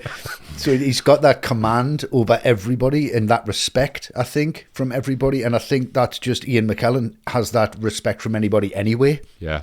And you can see that the cast really do respect him as an actor and as a performer. It does kind of come across on the screen somehow, doesn't it? Definitely, yeah. There's this real kind of like, I'm in his presence. Like even with Christopher Lee, you would expect him to be small in that, but he's not. He just completely matches it and brings this wonderful theatrical nature to it. Yeah. His stage presence is absolutely evident throughout the whole film. I don't think this at all is a cinematic performance. I think this is like a theatre performance where he's using the scenery and he's using the props. He's engulfed in it. He becomes Gandalf the Grey, believable. Then he becomes Gandalf the White, which is totally believable. Then you watch that switch between the two of them, and you would have been acting between them two parts. But the ethereal nature of when he kind of becomes Gandalf the White is just, again, like a different actor. It's a completely different performance. And that little moment with Ian Holm is just wonderful. And the moments with Elijah Wood are wonderful. And the moments with Viggo Mortensen are wonderful. He's just great at having this grandeur and then zooming in and making it really personal. He's fantastic. I wish he was my best friend. I don't think I'd have many problems if Ian McKellen was my best friend. Absolutely not. No. Originally, New Line wanted Sean Connery to play Gandalf, so Jackson sent the scripts to Connery's home in the Bahamas. Connery declined though and later said, "I read the book, I read the script, I saw the movie, I still don't understand it." Amazing. And he was apparently offered a $6 million salary plus 15% of the total gross. Oh, Wow. Imagine what that would that's have like been. Damon turning down Avatar, isn't it? Oh, yeah. Yeah. Yeah. But I mean, don't send him the scripts. Send him the pictures of the New Zealand golf courses. He'd be there in a shot. He'd be straight there. He'd be there on his jetpack. Yeah. I wish it arrives precisely when he means to. Okay, pal, what's with the Mahashka to Saruman? This is the orcs like, "You're a no good member of a stinking race." But yeah, apparently if he'd said yes, he would have made about $450 million from the 3 films. Yeah. Crazy. He didn't need it though, let's be honest. It's Sean Connery. I'm sure he was fine. But others were considered as well. Christopher Lee wanted to play Gandalf, but Jackson obviously offered him Saruman instead. And apparently Christopher Plummer turned the part down, and Sam Neill had to say no because of scheduling conflicts with Jurassic Park 3, and Anthony Hopkins also turned it down. Some great names. Yeah, some great names. Totally different direction with every single one of them though. Yeah, I think those would have been great. I think Patrick McGowan said no as well for health reasons. Longshanks from Braveheart. McGowan! Yeah. The problem with Hobbiton, it's full of hobbits. That would have been brilliant. He would have been great, actually. He would have been good as Saruman. He would have been great, yeah. And then Philippa Boyens was watching footage to see if Patrick Stewart would make a good Gandalf, but instead suggested the person he was in the scene with, Ian McKellen. McKellen hadn't read the books, but said that Jackson's passion for the project won him over instantly, and so he signed on as Gandalf. Nice. Well, it would, wouldn't it? Yeah. Jackson's like a hobbit, a wizard, and an elf all rolled into one. Yeah. Yeah. And as well, McKellen said that he based his accent as Gandalf on recordings of Tolkien reading The Hobbit. Right? All and right. you can definitely hear it if you listen to those recordings. Yeah. Nice, I'll check that out. McKellen was cast, but there was a problem when filming on X-Men overran, and McKellen realised he'd have to pull out of Lord of the Rings. That same day, he ran into Robert Shea at a restaurant in London, and McKellen told him, "I've just heard I can't do the film." McKellen said the next thing he knew, the shooting schedules for both X-Men and Lord of the Rings had changed, meaning there wasn't any clashes anymore. Amazing. Nice. Wow. Robert Shea calling in some old favours, it sounds like. Yep. Oh, absolutely, yeah. Like The Godfather. Robert Sauron Shea. And once he was cast, McKellen read the trilogy over and over again and made script suggestions on the back of it. Jackson said that before shooting the scene, McKellen would come to him with the book and say, I see you've left this Gandalf line out, but if you were to include it, this is how I would do it. And he would act it out in front of Jackson. Yeah, Jackson said that he was sold on changing loads of Gandalf's dialogue on the back of those mini auditions. Oh, wow. Right. Yeah, I think the vast majority of Gandalf's dialogue is from the books. Yeah. So, quite the salesman, McKellen, I think. McKellen could have just read the phone book as Gandalf, though, and it would have been interesting. It would have been. Gandalf smokes his pipe a lot in the film, which comes from the books. During production, though, the studio had some concerns about children seeing that, and Jackson considered writing it so Gandalf had just given up smoking and chewed toffees instead. Nicorettes. He'd be vaping now, wouldn't he? They eventually went with the pipe, though, which I think is a much better idea. Definitely. I love how they went from him not smoking at all to making him a massive pothead. Yeah, huge. At the party when he's smoking with Bilbo and he blows his ship out of the smoke. Yeah. Love it. Serious weed experience. Gandalf the vape. And the makeup designer was Peter Owen, and McKellen had to sit in his chair for 3 hours every morning before filming. The idea was that they would just add the beard and change McKellen's eyebrows. But once they added the beard, McKellen's nose looked tiny, so they created a prosthetic version of McKellen's own nose, but bigger, to balance his face back out. Yeah, it looks natural, I think. I think it does, yeah. Yeah, and Peter Owen won an Oscar for Best Makeup for his work on the film as well. Nice. You've got to be careful with that. I mean, like not like Tom Hanks in Road Perdition. That's pretty obvious. Or Steve Martin in Roxanne. In Roxanne, yeah. And costume designer Nyla Dixon created 40 different versions of Gandalf's cloak for McKellen and the various stunt and body doubles he worked with. Right. She said the hat was the most difficult bit and it took months to design something Jackson was happy to sign off. Right. Yeah, it is a pretty key part, to be fair. And the silver scarf that Gandalf wears was added by McKellen himself. He took that from the books. Yeah, nice. So, like, painstaking work just on this look of one character that we kind of take for granted. Yeah, we do. Yeah, you kind of just go, oh, well, that's a wizard's hat then. Yeah. Well, of course, yeah. Yeah, you've got it, fair enough. For his performance as Gandalf, Ian McKellen was nominated for Best Supporting Actor at the Oscars. Mm-hmm. The only cast member nominated. Yep. Lost out to Jim Broadbent for Iris. Yep. Right. Not you, obviously. Yeah. But for us, Ian McKellen as Gandalf, one of the definitive wizards and mentor figures in movies. Absolutely. Iconic, yep. The final cast member of the main trio we're looking at is Viggo Mortensen as Aragorn, also known as Strider. Yeah. The rightful heir to the throne of Gondor, Aragorn shows up as a ranger in the Prancing Pony Inn, protects the hobbits on their journey from Bree onwards, and shows signs of accepting his destiny in the climax of the film. Yeah. Yeah. A servant of the enemy would look fairer but feel fouler, Westy. Absolutely. How's Viggo Mortensen as Aragorn? How is Viggo Mortensen as Aragorn? Perfect.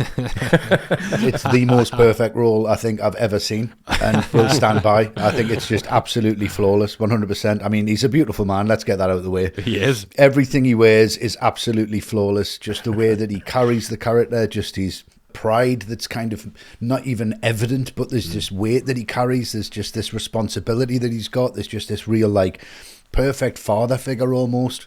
But at the same time, he's not the main character. It feels like he is, but he's not, and he has that room and he has that space for everybody else, and he's just incredible, just incredibly emotive. I think the way that he plays that character, he's just absolutely disappears into it 100%. I haven't seen him in anything better, and he's amazing in everything. Yeah. He's given everything to this, and you can see he's given out everything to it. Even close-ups of his hands, you can see like he hasn't washed them for weeks. Yeah, they're filthy, aren't they? Yeah? Everything about him is just manky, but it's just authentic. I want to be wet. I don't want to wear underwear because they wouldn't have had it. I bet he's got no socks on. He just doesn't give a shit. He's made friends with the fucking horses, for God's sake. Yeah, yeah. Every single thing that he does in this film is just 100%. And not just this, in all of them and all the way through, he just absolutely owns it like everybody else owns it. But what a pleasure to see him on the screen. It is, yeah. And even when he's just in the Prancing Pony and he's smoking in the corner, that's just cool as ice pops, that, isn't it? I mean, imagine when you used to be able to smoke in pubs, I tried to pull that off and it didn't work. Who's that weirdo over there with his hood up and his Adidas tracksuit on? But, you know, even like the name Strider, you would think, oh, that's too cool for anyone to pull off. Nope. Endlessly watchable, endlessly followable. I would easily follow this guy anywhere. I didn't give a shit where he's going. He's like, Westy, we're going here. I'm like, mate, 100% I'm coming with you. Amazing. Love him. Absolutely love him. So you like him then, Westy? It's just a perfect performance. It's wonderful. Yeah, he's the big heroic action figure, isn't he? I mean, certainly compared to the other two that we've just spoken about. And he has a huge arc, Aragorn, which mostly takes place across the 3 films, Ranger to King of Gondor. But what's great in the writing is how he gets an arc here as well. As Boromir dies at the end, Aragorn refers to Gondor as our people for the first time. Yes. So he's starting to accept his place. Our people. And something else I think is interesting about the writing is how different this Aragorn is to the book version. Because in the books, Aragorn accepts who he is from the start and he's ready to be king. Right. Here, he's reluctant, he's in exile, he's got a big pipe. I mean, that's a good change because it gives him an obvious narrative arc. I bet he has. And Viggo Mortensen, obviously you love him, Westy. I love him. I also think he's pretty great. On the other hand, this could have been a slightly cliche character, I think. Oh, yeah, 100%. But not with Mortensen.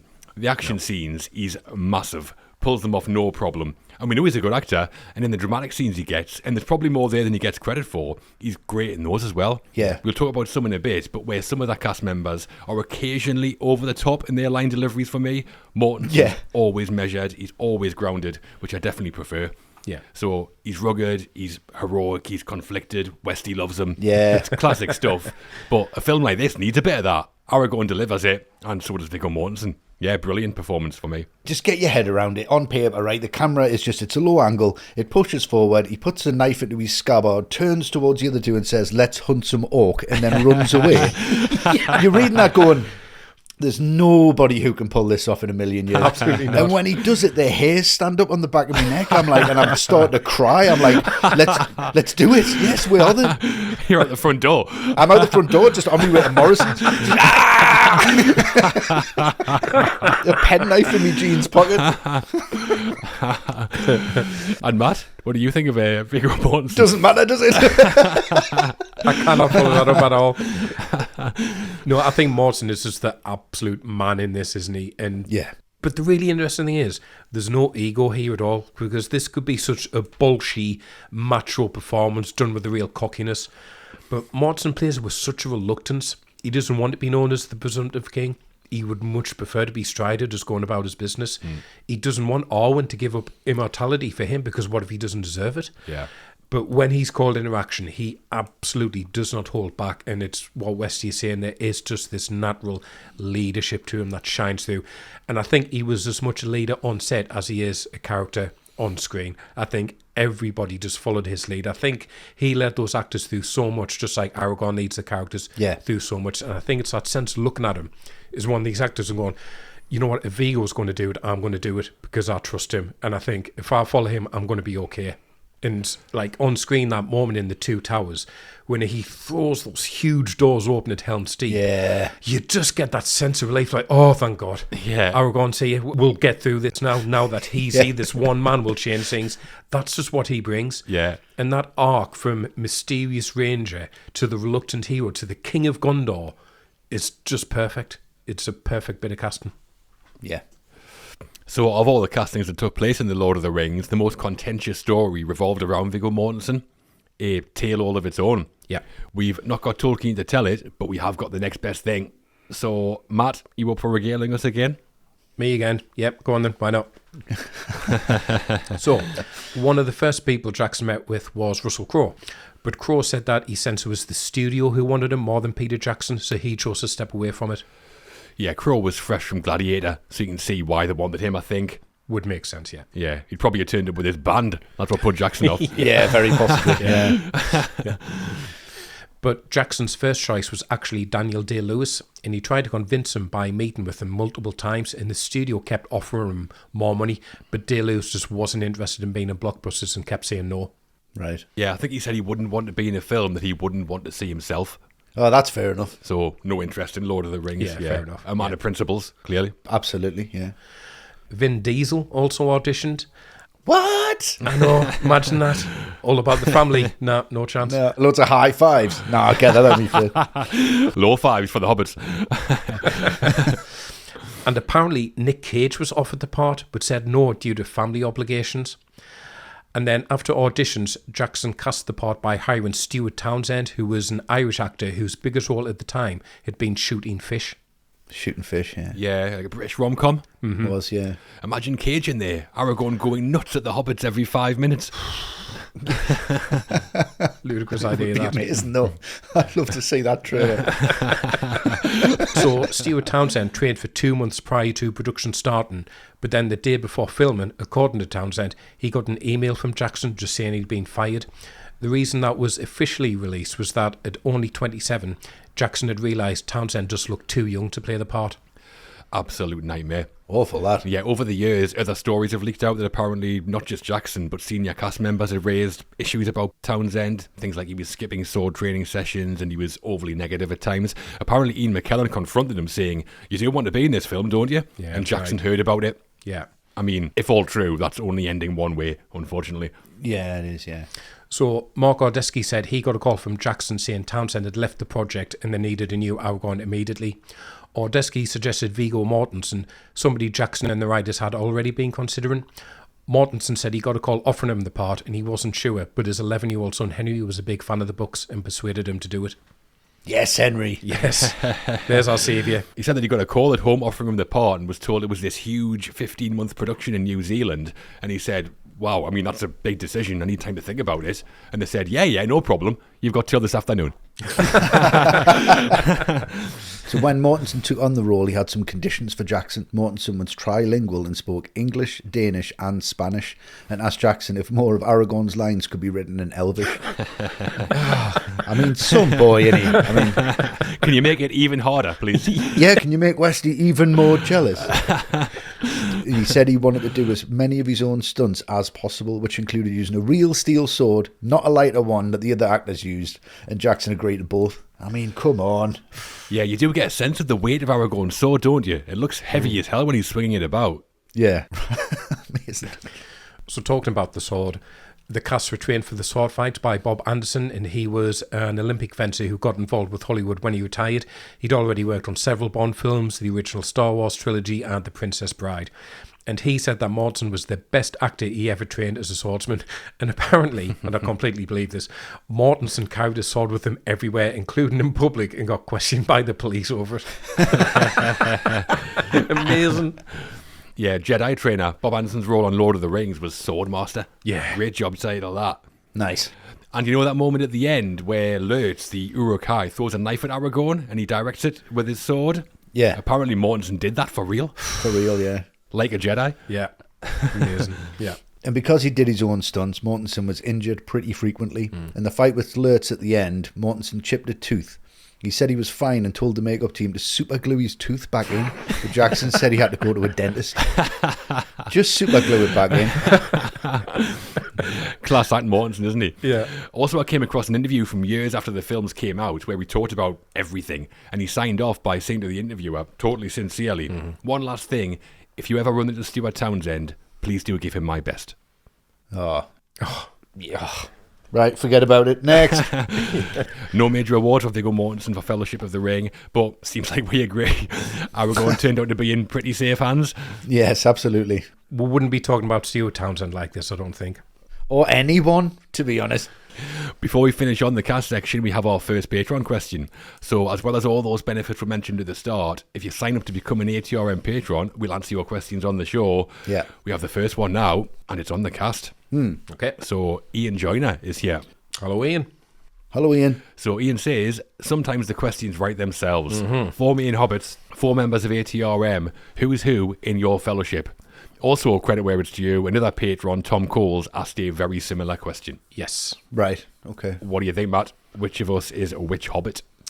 I'm going with you first, John, because I've never known anyone love food as much as you do, so you would therefore definitely be Pippin, because Pippin loves his food. You definitely have a second breakfast, I know you do.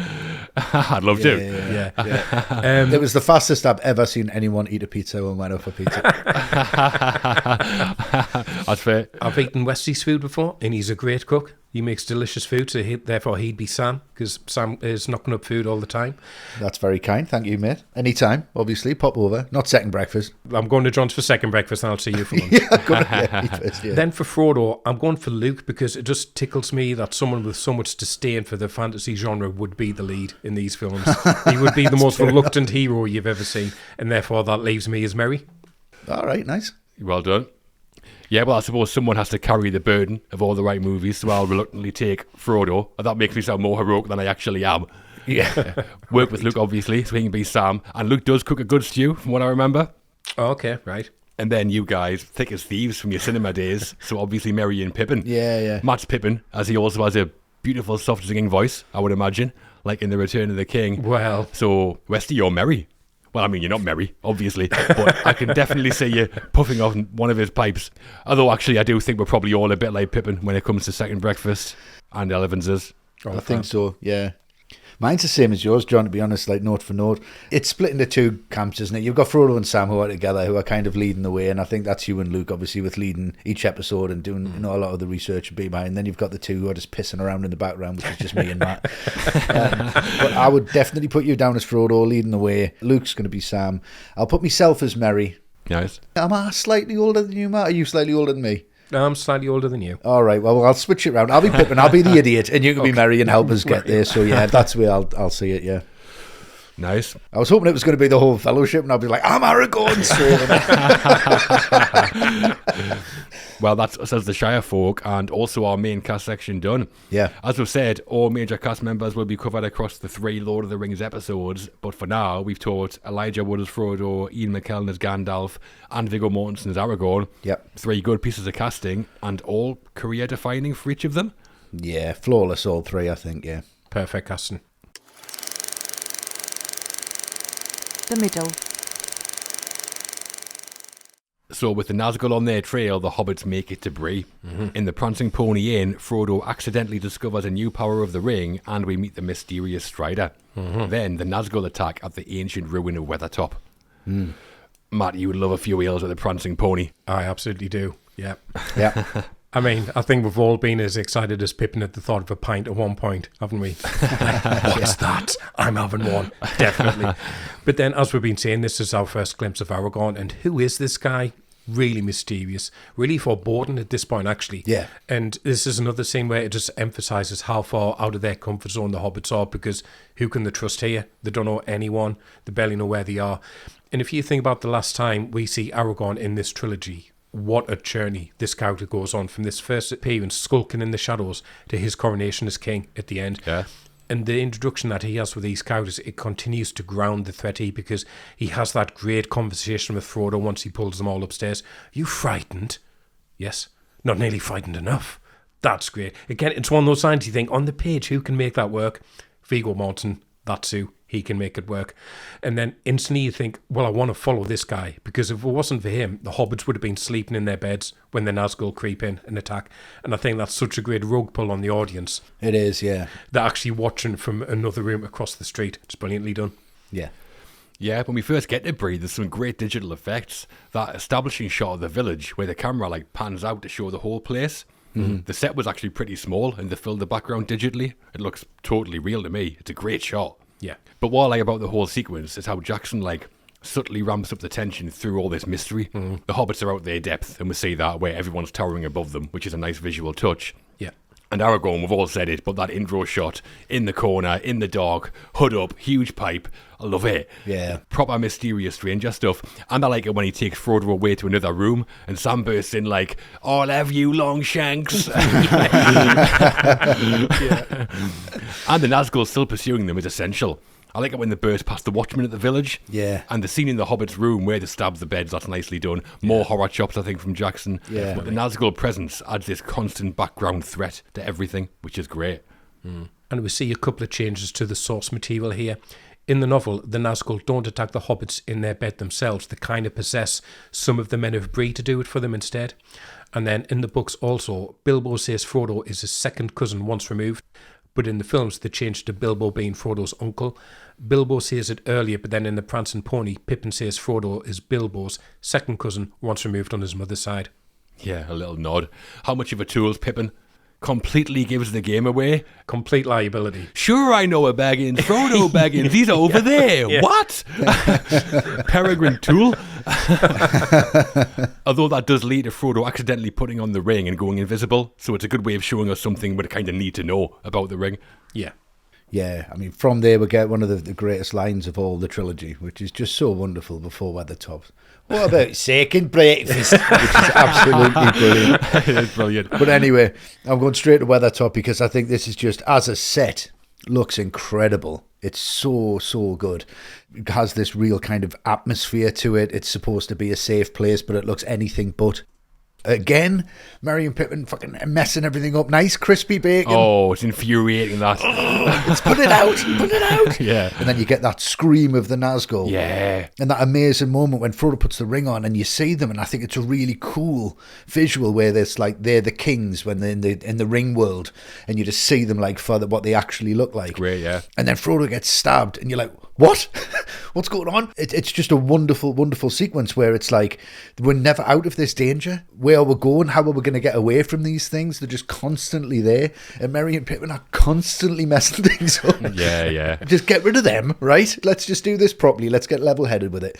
But it's Aragorn's appearance, Aragorn fighting off the Nazgul as well. It's like, is there anything this guy can't do? Can he just be any more impressive than what I'm already seeing? But again, it just sets up the next part of the story. We're going into like Act 2 now. And this is just so pivotal because this ultimately is what kills Frodo. Yeah. The death blow at the start of the trilogy in Weathertop. And you find that out so much later, which gives this scene so much more weight and so much more poignancy. Yeah. And I watch it again now and I just love it. I pay far more attention now to this scene than I did the first time I watched it. It really holds up on extra viewings. Sausages, nice crispy bacon with a fire. Fire up. Yeah. Why doesn't Aragorn just send them all packing? Give me the ring. Yeah, definitely them two. Like, Yeah. But this is the first time we see a proper fight with the Nazgul. Jackson's built to it, so it has to be worth the wait. And it definitely is. Yeah. But after Frodo gets stabbed by that Morgul blade, as Aragorn calls it, Yeah. it leads to an action sequence I think I might prefer when Arwen turns up to get Frodo to Rivendell. nice. That horse chase is a great action scene. Yeah. The low angles tracking Arwen's horse and then cutting to these wide shots showing the Nazgul like closing in. It's like thrilling stuff. Incredible. And then the Nazgul stop at the edge of the river, the Bruinen, it's called, which makes sense because we've already seen them avoid the Brandywine earlier on. Yeah. And then Arwen's line, if you want him, come and claim him. Amazing. What a line that is. Unreal. Written for the film, it's not in the books, and it's great. I mean, it's only a minor scene relatively, but one of my favourite action scenes in the three films. When the water turns into horses as well. That is so badass. Yeah, it really is. And the first scene that Mortensen filmed was the Weathertop sequence. So as soon as he landed in New Zealand, he was taken straight off to Bob Anderson for sword training. And he said he was in a room with Anderson and 9 other guys with swords. Anderson gave him a sword and shouted, "Go!" And the 9 others all charged at Mortensen, screaming and swinging the swords about. Mortensen said he just shouted, "Holy shit!" And Anderson replied, "Right, that's what you're going to be dealing with. Now let's get to work." Nice. That moment Aragorn turns up, sword in one hand, fire in the other. Yeah, Absolute legend. Yeah. But Weathertop itself, that was filmed on a farm near Port Waikato because it had this tabletop style mountain that could film on. Right, nice. I mean, we keep saying it, but these locations are incredible. Next level. Yeah. Just next level. I think when cast and crew members started turning up at these places, that must have been a real, God, this mad Kiwi might actually pull this off. Yeah. Yeah. He's got something here, yeah. It really helps them get in the character as well if you're in that location. Exactly. And you're like, this is what it looks like. You're like, oh, right, okay, perfect. Yeah, exactly, it must do. Just before they reach Weathertop, as we've discussed, there's the scene where Pippin asks Aragorn about second breakfast. I'm not going to do the accent again. It's only good enough once. Join Patreon and I'll do it for you. Aragorn throws him an apple. And when they filmed the scene, Jackson had them shooting apple being thrown at Billy Boyd 16 times before he was happy with it. And Boyd said Mortensen enjoyed it far too much. Yeah, it is funny. Pippin asks about breakfast and Aragorn's like, you just had breakfast? And Pippin goes, we've had one, yes. And in the books, an elf does arrive at Weathertop to save Frodo, but it's not Arwen. It's a male elf called Glorfindel. Arwen is in the books, but only in a minor role. She's mentioned in Rivendell in Fellowship of the Ring and marries Aragorn in Return of the King, but plays no role in the plot. Well, I'm very glad they changed it. So am I. When she appears, it's like, thank God, a woman. We're only an hour in. Yeah. Crazy. Yeah. It seems like she's always watching what Aragorn's doing, though. It's always there to help him. That's how it feels. Yeah. And Jackson knew he wanted a well-known actress to play Arwen, and apparently Kylie Minogue auditioned to play her. Well. The first person Jackson wanted was Uma Thurman, but she said no because she'd just fallen pregnant. Yeah. And Jackson then spoke to Mira Sorvino and Ashley Judd before casting Liv Tyler. Right, nice. Yeah, Thurman could have been great, obviously. Yeah, wonderful. But at the time, Liv Tyler was probably the biggest star in the cast, I think. Probably just off the back of Armageddon, wasn't it? Yeah, it was, yeah. Yeah, probably, yeah, it's a good shout. That's why she's on all the posters. Yeah. Yeah, Steven Tyler should have been Elrond. That would have been amazing. Imagine that. Which way's at the council? Well, walk this way. And Tyler was another member of the cast who'd never read the books when she was cast, but she quickly did. She also learned some Elvish and spent months in New Zealand before filming, learning sword training and horse riding. Yeah, she also learned how to deepen her voice for it as well. She said that her dad, Steven Tyler, asked her why she let them digitally alter her voice, and she was like, they didn't. That's all me. All right. I think she's really good. I wish we had more of her, if anything. Definitely need more. Yeah, she's fantastic, yeah. So that's the introduction of Strider and our first proper battle with the Nazgul. The hobbits are in over their heads. They usually are, to be fair. Yeah, no choice. Yeah. But with Aragorn and Arwen, a couple of good action sequences there. Yeah, great. After Arwen's race against the Nine gets Frodo to safety, we find ourselves in Rivendell, the house of Lord Elrond, played by Hugo Weaving. Mm-hmm. We get Gandalf's reunion with Frodo, some new character introductions in Sean Bean's Boromir, Orlando Bloom's Elf Legolas, and John Rhys Davies' Dwarf Gimli, and the formation of the Fellowship. Mm-hmm. We're going to see the elves, Matt. We are. How do we find things at Rivendell? A little bit tense, to be honest, between some of these characters. Yeah. Yeah, a little bit. Particularly between Aragorn and Boromir at the start. You know, Aragorn, he doesn't want to give away who he is. You get the sense he's not sure of Boromir from the start. I love that bit when Boromir calls him friend and he just stares at him. Like, Yeah. I'll be the judge of that, thank you, whether we're mates or not. But the difference between the characters, because you've got that broken sword there, Narsil, and you see Boromir just treating it like a trinket, something he can just like chuck around, which contrasts to Aragorn, who has such real reverence for it. But having said that, all this tension that's there, that just sets up their eventual reconciliation really beautifully at the end. So it's all about planting the seeds. And then you get the other conversation with Arwen, which gives us the depth that we need for their arc together, because we don't really know who she is at this point, apart from that amazing action scene you talked about, John, when she rescues Frodo. Yeah. But the relationship with Aragorn needs strengthening, and that's what this scene does, because we see all the doubts that Aragorn has for the first time, and we also see that Arwen is the only one he really confides in, because she believes him. You know, she believes he can be the rightful heir to Isildur and could be the king. And it's done really well because Jackson tweets all these intimate character moments just to see as he does the action sequences. Absolutely. I like all these little character moments we get. I mean, we've had a good chunk of action, so nice to take a bit of a breather, and we get some backstory to Aragorn and the intro to Boromir. I mean, for someone who's such a proud son of Gondor, Boromir has no respect for Narsil, Isildur's broken sword. Just drops it on the floor and walks off. I know. Outrageous. Yeah. But all the stuff around Aragorn's essential. He picks the sword up, he carefully puts it back, and the scene with Arwen then gives us the love story. I think that's all really nicely done. Mm-hmm. It kind of gives us Aragorn's motivations for the rest of the trilogy, really. I think he carries it in the book, doesn't he, Aragorn? He carries Narsil, and then when he's fighting on Weathertop, he pulls it out and it's already broken. But Peter Jackson was like, I couldn't have done that in the film because people would have just thought it was hilarious. Like, he pulls out a broken sword because he already had it with him. It sounds like the Princess Bride or something. Yeah. That would have been really funny. But yeah, that's why it's actually in this scene to kind of give that bit of backstory. Yeah, nice. And the Rivendell sequences were filmed in Kaitoke Regional Park near Upper Hutt on New Zealand's North Island. It's a forested park, and Jackson always wanted to film Rivendell there. They built the set on location, and it had real water running through it. Lovely. And obviously, it's all signposted today for visitors. Yep. Must be some tour around New Zealand, this. Must be amazing. Yeah. David Bowie apparently wanted to play Elrond. I mean, can we just think about that for a second? That's all I think about. He's dressed as like the Goblin King. Yeah. Forged in the files of Mount Doom. You're selling it here. I know, right? But Jackson was worried he was too famous to play a supporting character. One of the producers, Barry Osborne, had just worked with Hugo Weaving on The Matrix and recommended him to Jackson, and that's how he came to play Elrond. Yeah, I like Hugo Weaving. He's good as Elrond. It does bother me slightly how poor-faced he is about everything. I know what you mean, yeah. I'm not a big fan of how he says Mordor. It's like Mordor. Yeah, I mean, speaking of Hugo Weaving, we'll go to the Council of Elrond, which is a secret meeting. Why not? He's great. he really kind of carries this for me because he is so serious. You're kind of looking around. It's the reactions here that make this scene for me. Yeah. It's so weighted and so serious. The amount of time cinematically this would have taken to shoot with everybody sat in a circle just to get the eye lines to match would have been absolutely outrageous. You know, who's looking where, who's looking at who, or your screen left and your screen right. Yeah. The tension is just ramped up and ramped up and ramped up. But just before that, I mean, Sean Bean's speech in this, can we talk about that for a second? Of course. Because it's just unbelievable. Yeah. It's just fantastic. It's a meme of all memes for me. It really is. Just that look, and one does not simply, but his whole delivery of it is just incredible. And it's like, the very air you breathe is a poisonous fume. Not with 10,000 men could you do this. Yeah. It is folly.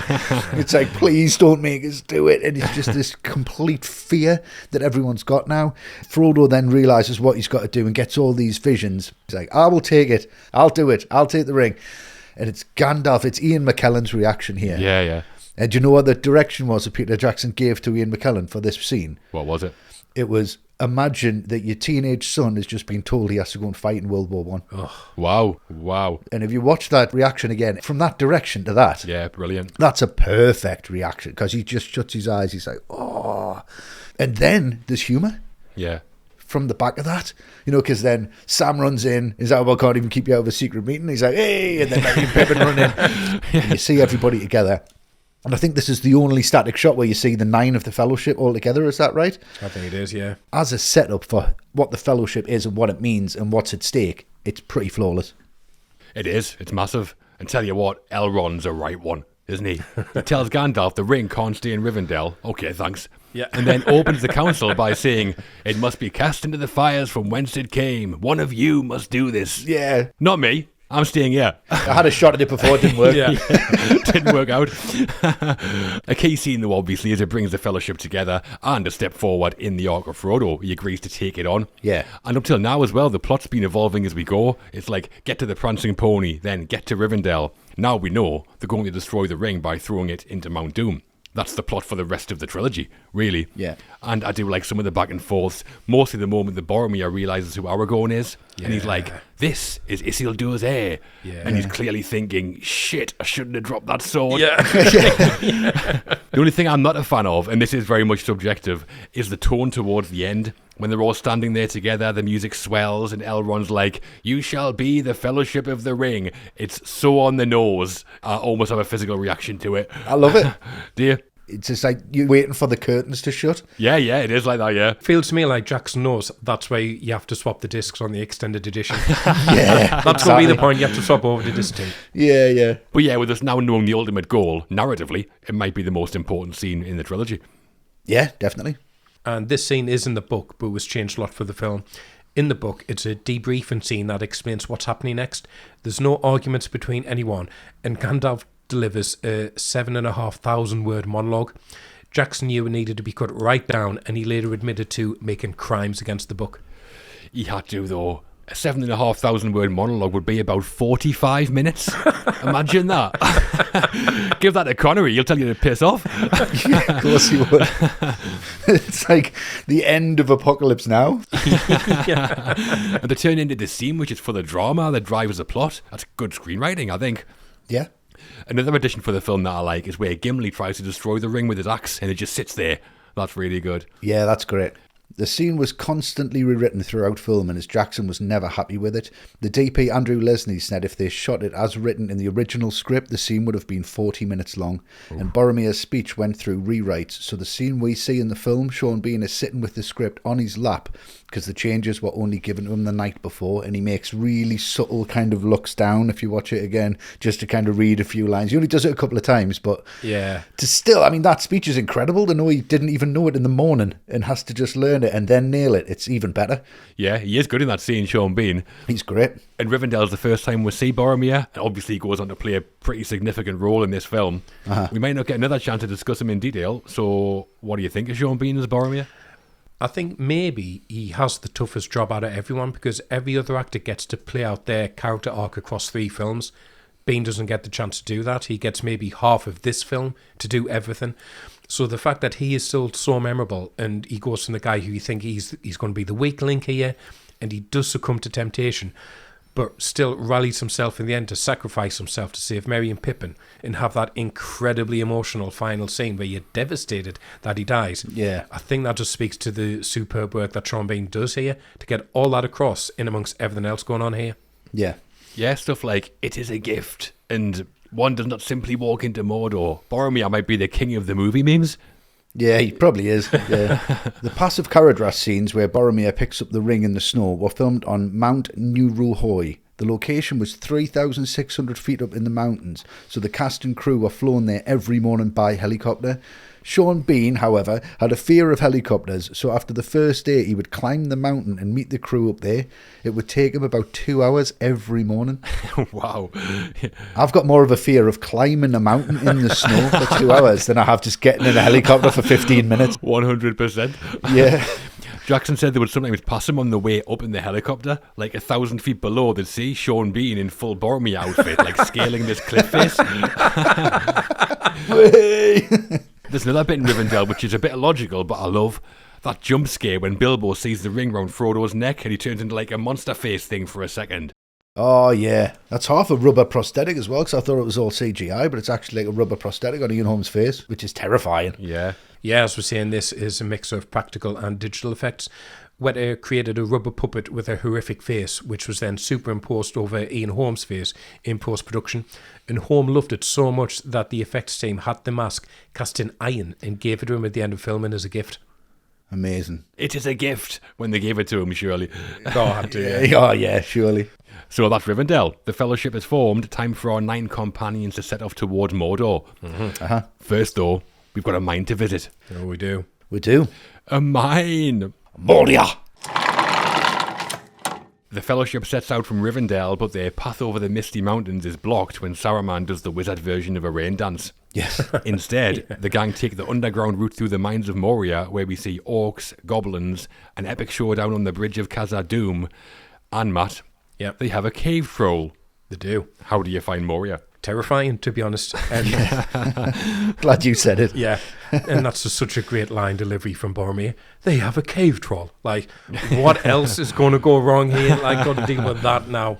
Incredible sound design here. The screeching of the goblins in the distance, and Yeah, love it. that beating of the drum, I which love really ramps the tension up. And just one of the great shots of the Fellowship, that shot of them all like drawing their arms together in that tomb, backing up against the wall, because that door is splintering, so you know it's not going to hold much longer. Yeah. And when that troll comes through, I think it just feels like such a nod to Ray Harryhausen, who he knows a massive influence on Peter Jackson. Yeah. I could definitely see this troll in this sequence as stop motion Yeah. in a Harryhausen film from the 50s or whatever. Yeah. And the thing that Jackson takes from him is you got to give these creatures a personality, or they'll just seem like a special effect and nothing else. And that's what he does here. It seems really confused, this troll. Yeah. It's hitting the goblins as much as anything else. It's just wildly swinging.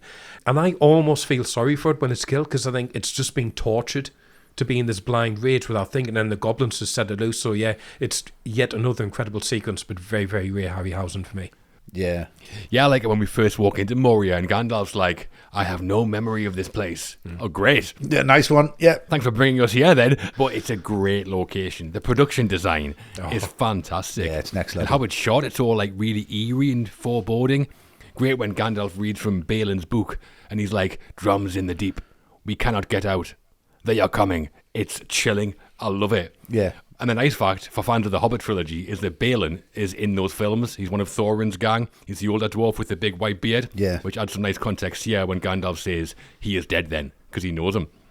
And that bit when they are coming and you see the pen slide away. Oh. It's just a wonderful little moment that is that he's too busy to do anything about it. Yeah. And then Pippin, when the armour crashes all the way down the well. It's awful. Liability again. It's Pippin's fault, but Gandalf has to take some responsibility here, bringing this muppet along. Should have brought Arwen, surely. Yeah. He's like Chunk on the Goonies, isn't he? Yes. But before they go through the mine, the Fellowship try to walk across the Misty Mountains, which are filled with snow.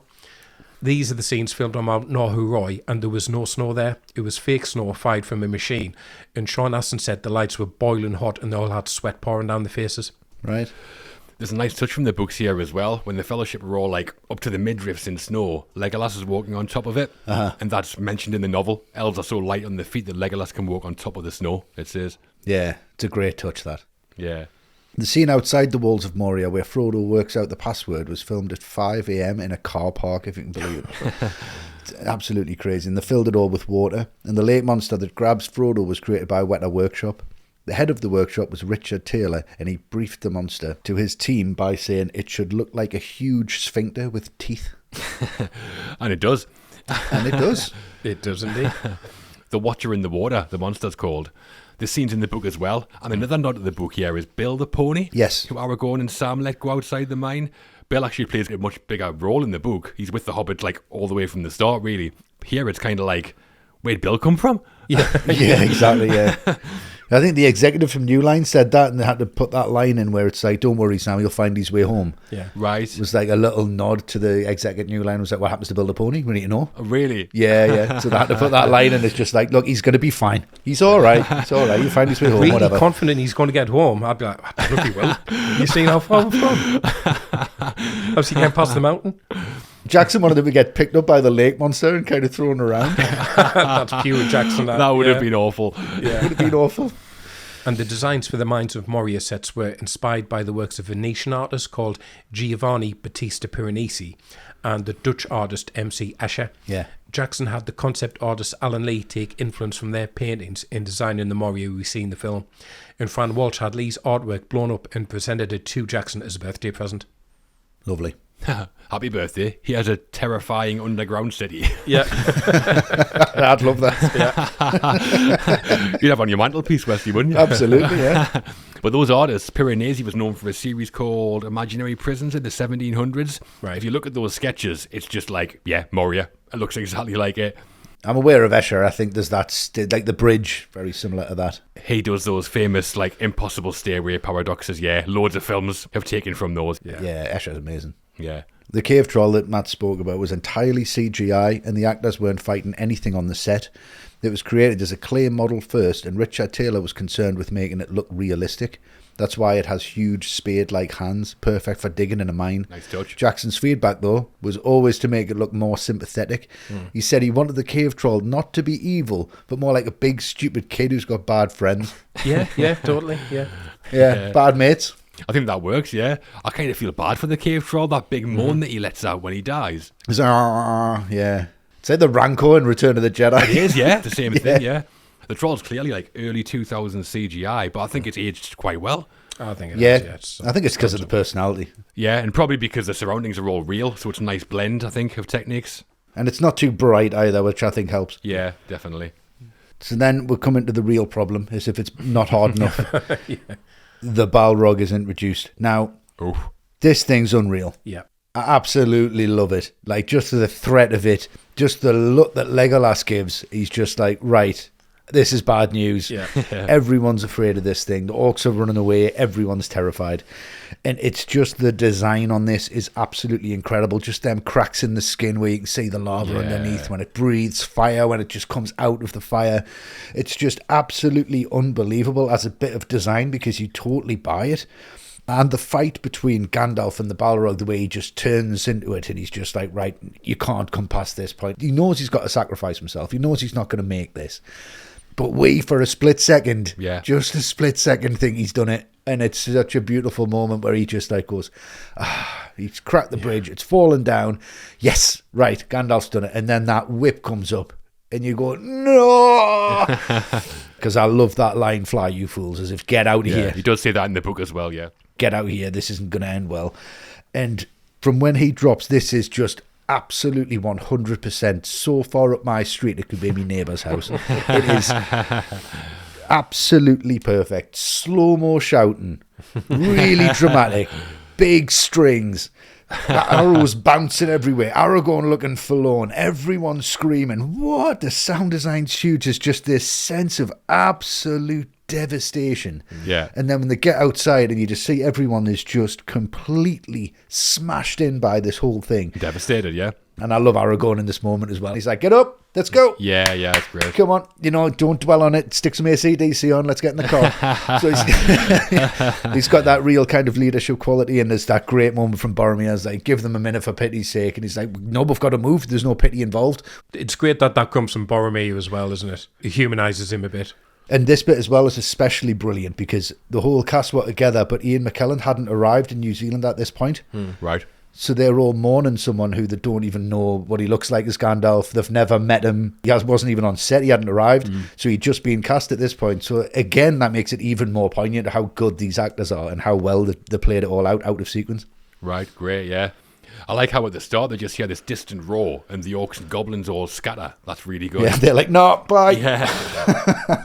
And then we're seeing like the silhouette of the Balrog. And I think it's pretty funny where Gandalf's like, this foe was beyond any of you. As if he's going to sort it right out. And then he just goes, run! And legs it. But what a sequence. What a monster. This is like Jackson at his blockbuster best, I think. Yeah. The design of the Balrog's perfect, all shadows and flames. And when it roars and we go really close up, that is superb CGI. Yeah. Just that haze, just like that fire haze, and it kind of rocks the whole air. Yeah, it's Awesome, amazing. yeah. Gandalf's best moment in the trilogy, for my money. Do you think? Proper old man badass, taking on this huge monster. Yeah, I love it. It's like your classic way to end Act 2. Your mentor figure, gone. Yeah. George Lucas was frantically taking notes when he read this. Yeah, he was. Yeah. The part of the mine where the Balrog appears is Dwarrodelf, a dwarf city. It was designed by the concept artist Alan Lee, and Weta Workshop created it in CGI based on those designs. Yeah, I've seen that. You can basically lay the digital creation for the film on top of what Alan Lee drew, and it's nigh on like a perfect match. It's great. Tracers. Wow. Yeah, exactly. And Weta said the Balrog was one of the most difficult things to create for the trilogy because Tolkien's descriptions are actually pretty vague. He just says it's a shadow blacker than black with a mane of fire. Good luck. Yeah, yeah. Run wild with that, lads. Have fun. Yeah. Yeah. The first design looked more humanoid, but then Jackson saw an illustration John Howe had done of the Balrog and said it should look like that. The only difference was they added wings for the film. Right. The animation supervisor was Randall William Cook, and he said Jackson just told him it needs to be big. And it is. It is. I know it's CGI, not stop motion, obviously, but yeah, I think it has Ray Harryhausen vibes to it. Definitely. Maybe just because it's so good. Yeah. McKellen said he found filming the Balrog scene one of the most difficult as he was acting with just a tennis ball to look at to get the eye line right. Yeah. Something he wasn't used to at all. Obviously. And the line in the books is, "You cannot pass." Gandalf says that 4 times. It was the same in the script, but McKellen changed the final line to, "You shall not pass," instead. Jackson liked it and kept it in. Yeah. What a change. It's absolutely awesome. It's huge. It's iconic, isn't it? Yeah. I remember reading that in the book as well before the film even came out, and even then thinking, this is going to be amazing in the film, this bit. Yeah, it shall not's just a lot more powerful. Yeah. It's just the delivery as well. It's massive. Yeah. Yeah. It's a great line as well. I get goosebumps at that bit, yeah. Every time. And following Gandalf's going, the rest of the Fellowship run from the mine and a huge staircase collapses. This isn't in the book, and in the original script it just said, the Fellowship run down the stairs towards the bridge.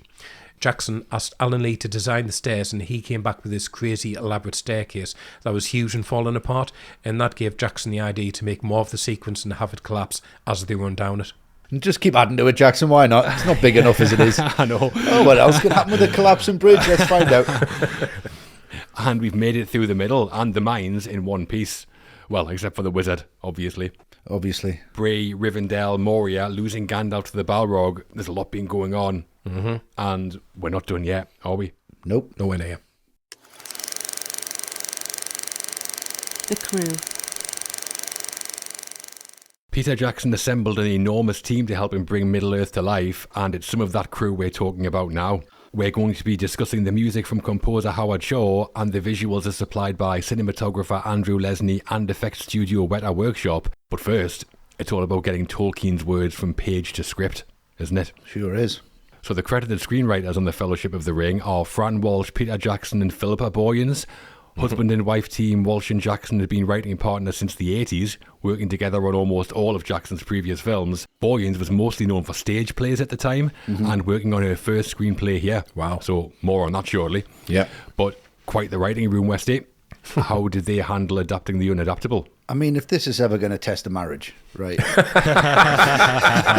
You're right, must have. It's going to be this, isn't it? I mean, the amount of like agreeing and everybody, I mean, with no pun intended, but everybody being on the same page and everybody working towards the same goal.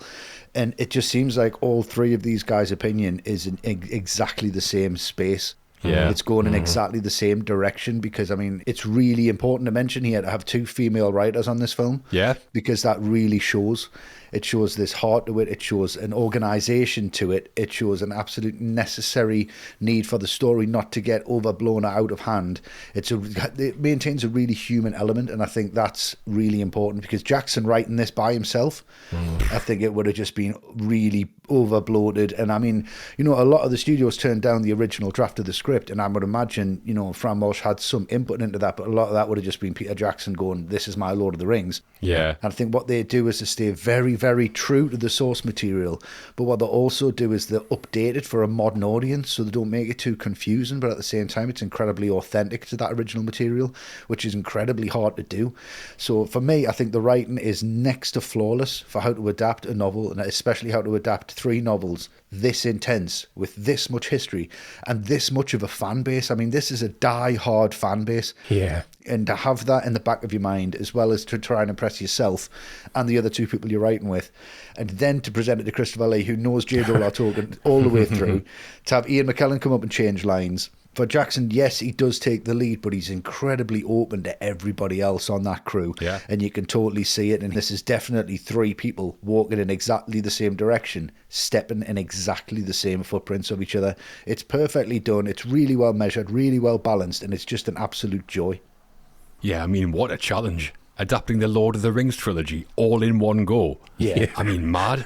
Yeah. Not just because of the status of the books, legendary novels with a worldwide fan base, which brings a pressure of its own, you're right. But also, I've read the trilogy, and it's absolutely enormous. Mm-hmm. And they've changed a fair bit, but in my opinion, I think it's a really good and pretty faithful adaptation. Right. I think the overall plotting across the whole trilogy is excellent. It's a superb story, and it does feel like, well, how could this be any different? Like great stories often do. Yeah. The plot comes almost entirely from Tolkien, obviously, but the changes the writers here have made are all for good reasons and all the right choices, for me. Yeah. These 3 should start a podcast called All the Right Choices. They really should. We talked about the Council of Elrond scene changing a lot. It had to. Gandalf banging on for 45 minutes is obviously a no-go. Yeah.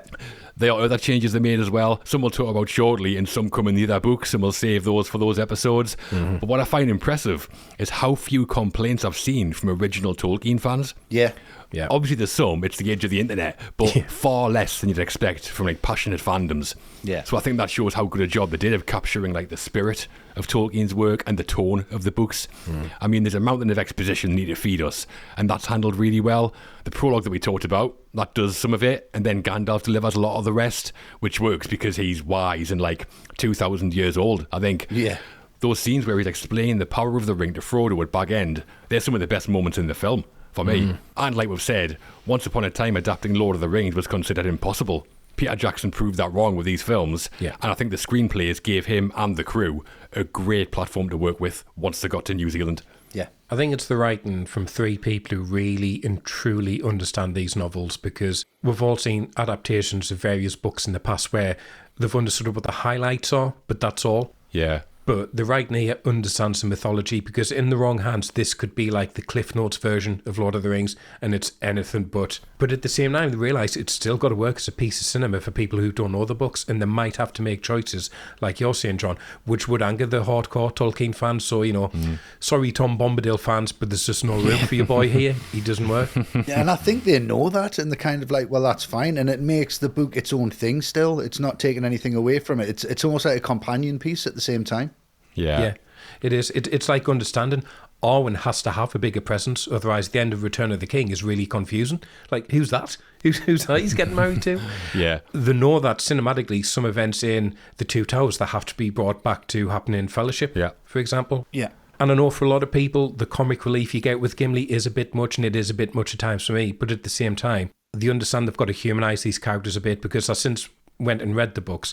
This could be a very, very dry adaptation. It's not big on humour necessarily. So what they've done is they've produced something that, for the most part, satisfies most fans of the book, but also works as an introduction to this world for a novice like I was back then.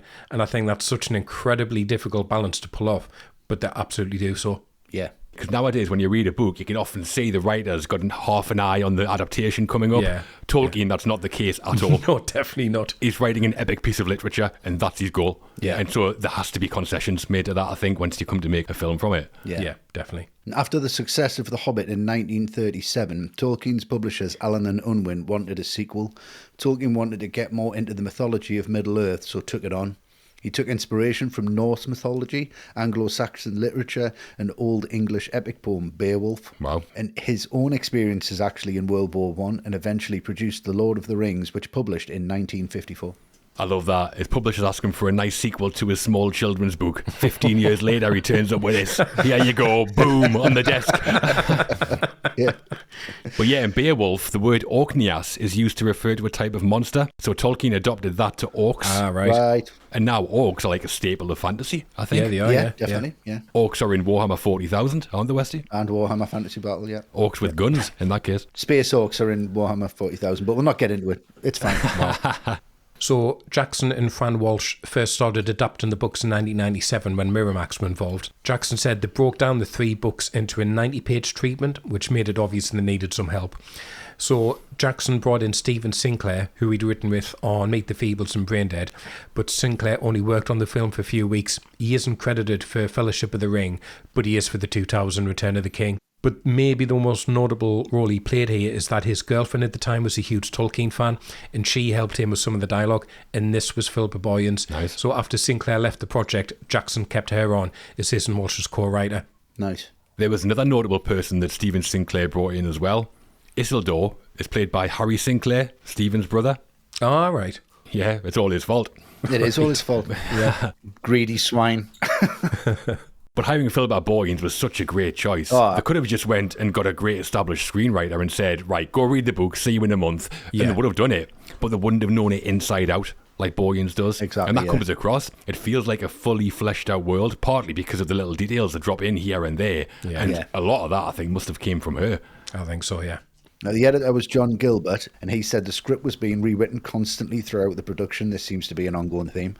It Yeah. came mostly from interactions the writers would have with the cast, and Ian McKellen said that Jackson had loads of copies of the book littered around the sets so people could pick them up and read certain scenes if they wanted some inspiration. Wow. Yeah, Fran Walsh said that they were changing the script so much on the set, it felt like they were on a train laying the tracks in front of them as it moved forward. Yeah. Well, like the wrong trousers. Like Gromit in the wrong trousers, putting the tracks down super quick. yeah. I was trying to think of where I'd seen that before, and that's definitely it. I was thinking like Wile E. Coyote or something, but yeah. And John Gilbert, you mentioned there, the editor, Jackson gave him 2 million feet of footage to work with after production. Sort that out. Yeah. And we've mentioned Glorfindel changing to Arwen, but some other characters were left out from the books as well. Just after leaving the Shire, the 4 hobbits are captured by an undead spirit called a Barrow Wight, and it's about to kill them when they're rescued by Tom Bombadil. Tolkien never explains who he is other than that he's ancient, and the writers left him out as they thought that storyline just wasn't important to the main plot. Yeah, the right choice, I think. Yeah. He turns up singing and skipping about in the book from what I remember, which would have been ludicrous in the film. Yeah, at that point. But you'd always expect to see more of that guy. He would make a massive impact, and you'd think, well, when's he going to turn back up? But Yeah, exactly, you would. it's just that one scene, isn't it? And in the book, there's a 5th hobbit. Fredegar Fatty Bulger is part of Frodo's circle and helps the hobbits leave the Shire, and he even has a brief face-off with the Nazgul when they show up. Yeah, we see him very briefly in the film. When Bilbo's listing hobbit families, he shouts, Bulgers! And we cut to their table where there's a chubby chap sitting there. That's Fatty. Ah, right. Okay. So before we finish with the screenwriters, we have another ATRM Patreon question. This time from Lou Pellegrino. Hello, Lou. Hello, Lou. And Lou asks, I'm often disappointed when books that I love are made into movies because of the changes that are almost always made to the stories. Do you think it's fair to judge a film based on how closely it sticks to its source material? Is this something you do when evaluating films? So what do you think, Westy?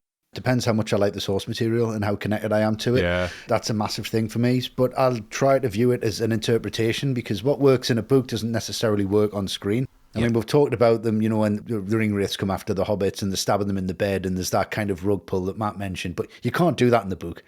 No. What a lot of people do is they create their own movie in their head and they have their interpretation of that. But I think, you know, we've got to take a step back and say, well, somebody's got to interpret this written word, and it can be interpreted a million different ways. People can look a certain way, act a certain way. I didn't expect them to look like that. I didn't expect this. Then I think you've just got too much of a hold over what you wanted personally, and I don't think that's ever going to happen. So I try not to do that. There's times when I've been pleasantly surprised. I mean, if anyone's going to say what's the most authentic transfer from page to screen, you're going to have to say Lord of the Rings is in the conversation, if not in the top 3 easily. Yeah. But the few that I've been pleasantly surprised with has been like Mystic River. Yeah. It was very, very close. The Road was very, very close. Oh, yeah. Perfect, yeah. I mean, that is just visual poetry. The Green Mile, for me, I think was perfectly cast and perfectly done. I think that was a really good adaptation of the Stephen King novel. So it just depends. If it fits in with your vision as you're reading it, it's a real bonus. But if you expect it to, I think you're going to be disappointed. Yeah, same for me, really. I think it's perfectly fair to say you don't like a film if it strays from the source. I mean, that's your opinion, and if you love the book, most want to see on the screen what they already like. Yeah. But more objectively, changes can be done for good reason. It's a different medium, so changes are often made to make something more visual, or novels are usually longer than screenplays, so some things just have to come out. Yeah. Films that do this for the better for me are The Godfather, Jaws, definitely. Oh, definitely. Adaptations I'm often most impressed by are films that represent the source well in terms of the narrative and the tone and the characters, but they do make some changes. And when they do, you can see why. Yeah. And from that, I think Lord of the Rings is a very good adaptation. Yeah. They've made some changes, but leaving out Tom Bombadil was the right choice for me. Yeah. Giving Aragorn a reluctant king arc was definitely the right choice. Definitely. So I'd say no, I don't judge a film on how closely it sticks to the original, but more on how they translate it to be visual and into a story that works on the big screen. Yeah, definitely. Yeah, very much in agreement. I think you're just talking about 2 completely different art forms, and that's how you got to approach it, because literary devices that work brilliantly on the page don't necessarily translate well to the screen at all, like first-person narration in the head. How do you put that on screen? You've got to change it. And I think also you've got to respect an artist's right to put their stamp and interpretation on material in the way that they see fit. The thing, the caveat to that is, if that adaptation doesn't work for whatever reason, I think it just becomes the easiest stick to beat it with, or it didn't work because it doesn't have this, that, and the other from the book. Yeah. Biggest example for me is The Shining. I mean, famously, we all know Stephen King hates that because he's got a very strong emotional connection to the story that he wrote. But Kubrick just saw that material in a very different way and put his own stamp on it, and in the opinion of most people, produced a horror masterpiece in doing so, which means the changes he made, and I love the book, and it is very different. I don't mind the changes whatsoever because the film is brilliant in itself. Yeah. If he'd messed it up, it would be a different story, though. Yeah, like the TV movie of The Shining. Like the TV movie of The Shining, exactly. Yeah, that sticks more closely, I think, doesn't it? Yeah. It sticks way too close. Far too close. Yeah, hedge animals and everything. Yeah, crap. For their work adapting The Fellowship of the Ring, Peter Jackson, Fran Walsh and Philippa Boyens were nominated for Best Adapted Screenplay at the Oscars. They lost out to Akiva Goldsman for A Beautiful Mind. It swept that year, didn't it? Beautiful Mind. Did, yeah. Yeah. But for us, in achieving what was previously thought impossible, making Tolkien cinematic, a very good adaptation by the team here. Yeah. I don't think it could be any better, if I'm honest. No, I don't know how they started, to be honest. I don't know how they finished it. I don't know how they did the middle. I don't know how they did any of it. Continuing our own epic journey through the crew, and we're onto the music. The composer on The Fellowship of the Ring was Howard Shore. Yep. This was his 58th film score, having created music for David Cronenberg films like The Fly and Videodrome, as well as scoring The Silence of the Lambs, Seven, Mrs. Doubtfire, Westy, Lovely. and other classics. Help is on the way, dear. Is that Pippin? What about second breakfast? A veteran composer, but his first epic fantasy, Matt. How is Howard Shore's work on Lord of the Rings? It's just such an utter feast of music, but at the same time, it's never overpowering, despite how bombastic it gets. Yeah. There's never a sense that there's too much going on with the music, and just rein it back a bit. You never think that.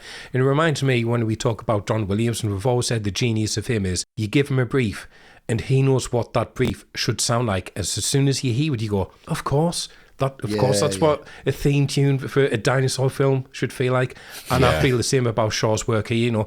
What does the music of The Ring sound like? Yeah. And then you get that slow string solo, really sinister, but seductive at the same time. You go, well, of course, what else would it sound like? Yeah, what does Hobbiton sound like?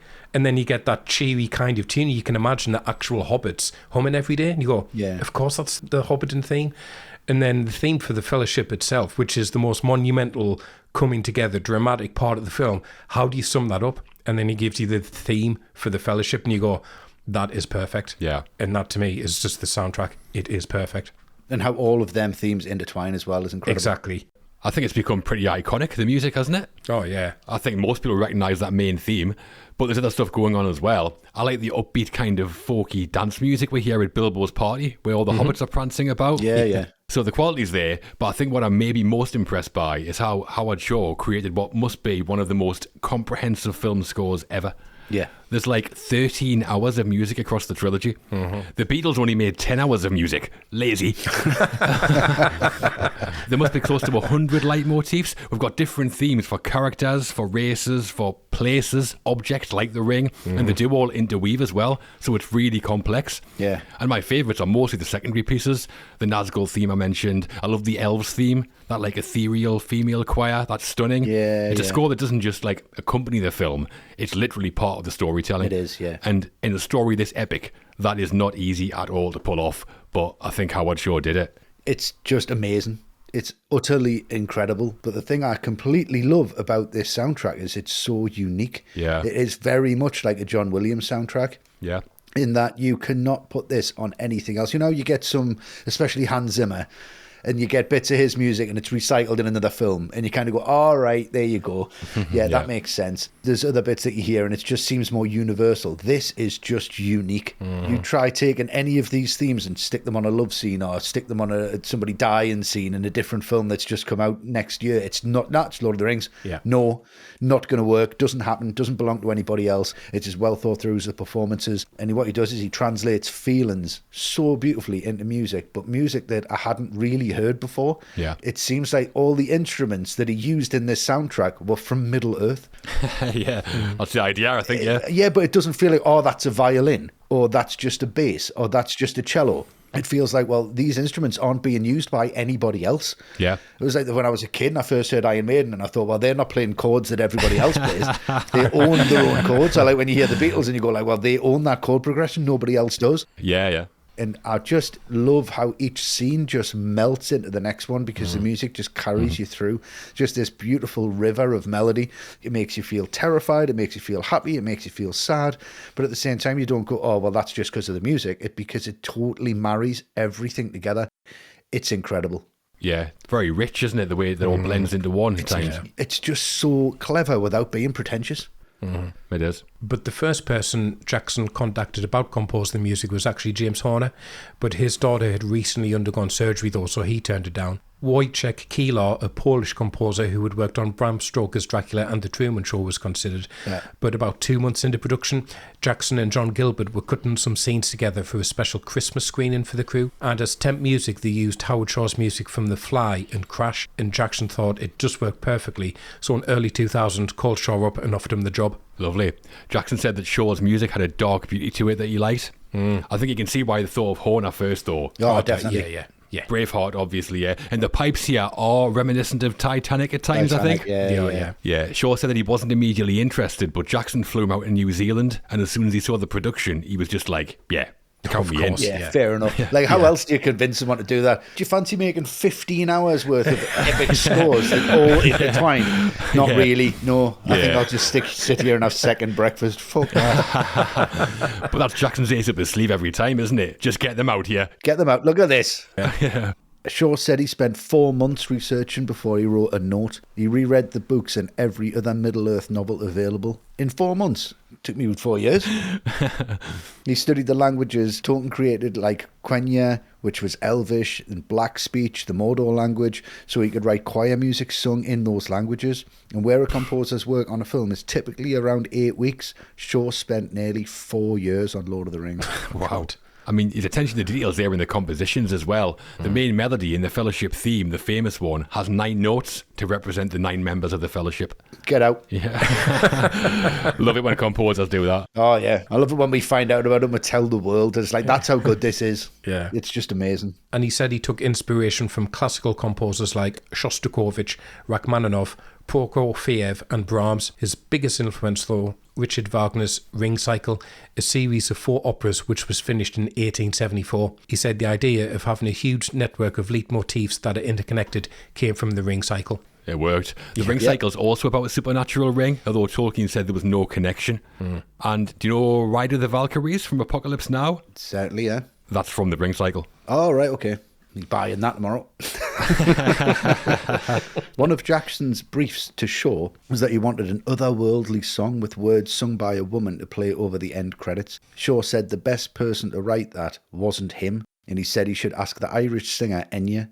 So Enya wrote an original song called May It Be with her lyricist Roma Ryan. It plays over the end credits and is sung by Enya in part English and part Quenya. Lovely. Lovely. It's got this real downbeat feel to it, I think, but it is kind of full of hope as well. So it's perfect for the end credits. It's a great song. Fits for the end, yeah. It's definitely. beautiful stuff, yeah. Enya also wrote Aniron, which is the Aragorn and Arwen love theme at Rivendell. Right. Right. Slots in nicely as well. It does, yeah. For their work on The Fellowship of the Ring, Howard Shore and Enya were both Oscar nominated for Best Score and Best Original Song. Enya lost out to If I Didn't Have You from Monsters, Inc. by Randy Newman. All right. Okay. Which is a banger. It is a banger, yeah. Howard Shore, though, won. He beat out Randy Newman and, for a beautiful mind, James Horner. Right. Wonderful stuff. Horner had time to do that one. Well, of course he had time to do that one. It wasn't 4 years of a project. Probably didn't have to outcompose the Beatles, to be fair. No, exactly. I think he had a lot lying around for A Beautiful Mind. Just put that in there. What's this Didn't use about that maths? on Oh, it's fine, I can do maths, that. yeah. Algebra, it's fine. And for us, from Howard Shore, an epic film, and he produced an epic score. Oh, it's unbelievable, yeah. Certainly did. We've covered how The Fellowship of the Ring reads and sounds. How about how it looks? We're about to find out as we talk the cinematography and visual effects on the film. The director of photography was Andrew Lesney, and the primary effects studio was Weta Workshop, headed by Richard Taylor. Yeah. So the visuals of The Fellowship of the Ring. You want to start us off on the cinematography, Westy? How long have you got? It's an incredible, incredible feat to do this and to have such a control, I guess, over everything, and just to maintain that visual aesthetic that it has. And I don't think it looks like anything else. Yeah. And I don't think anything else looks quite like it. This is shot Super 35. Yeah. So it's going to be printed nicer for a widescreen. So it's a bit more of a flatter image. And it was integral to the use of the digital intermediate. So the DI was basically what would happen is they'd scan the film and then they'd use digital technology to grade it, to color grade it. So then basically they would take that negative, put it through a computer and then grade it. The first person to do that was Deakins, and he did that on Oh Brother, Where Art Thou? To give it that look. Right. But this was absolutely integral to the DI work. And some of the DI work on here is absolutely unbelievable, and the way that they use it as well is so subtle and so brilliant that everything matches over 15 months of shooting. Yeah. When Boromir dies, throughout that sequence they drain the colour from his face Right. and it goes more grey, and it's actually grey when he dies and his lips go blue. Right. It's astonishing. Watch it again because you just don't quite know you're seeing it, and that's what makes that really hit home, because he's like slowly dying in front of Aragorn. Right. But little things like that, that's what you use a DI for. That's what you use this technology for. And this is absolutely instrumental. And what I want to mention at this point as well is that there were other DPs, because every crew needs a DP when they're shooting action sequences or stunt sequences. There's second, third, fourth crews on this. So what I'd like to do is give a shout out to all them DPs, because I think they need that, because it's incredible work across the board. Let's do it. So there's Alan Bollinger, Richard Bluck, Alan Gilsford, Simon Raby, Nigel Bluck and Peter Cavill. Lovely. And all them guys are absolutely integral to the maintaining this visual aesthetic and this beautiful, beautiful film and this whole thing that we call Lord of the Rings. To shoot this on film as well is just incredible. The helicopter shots, the aerial shots, the landscape photography is just absolutely outstanding. It's ridiculous. Yeah. It's just absolutely magic to watch.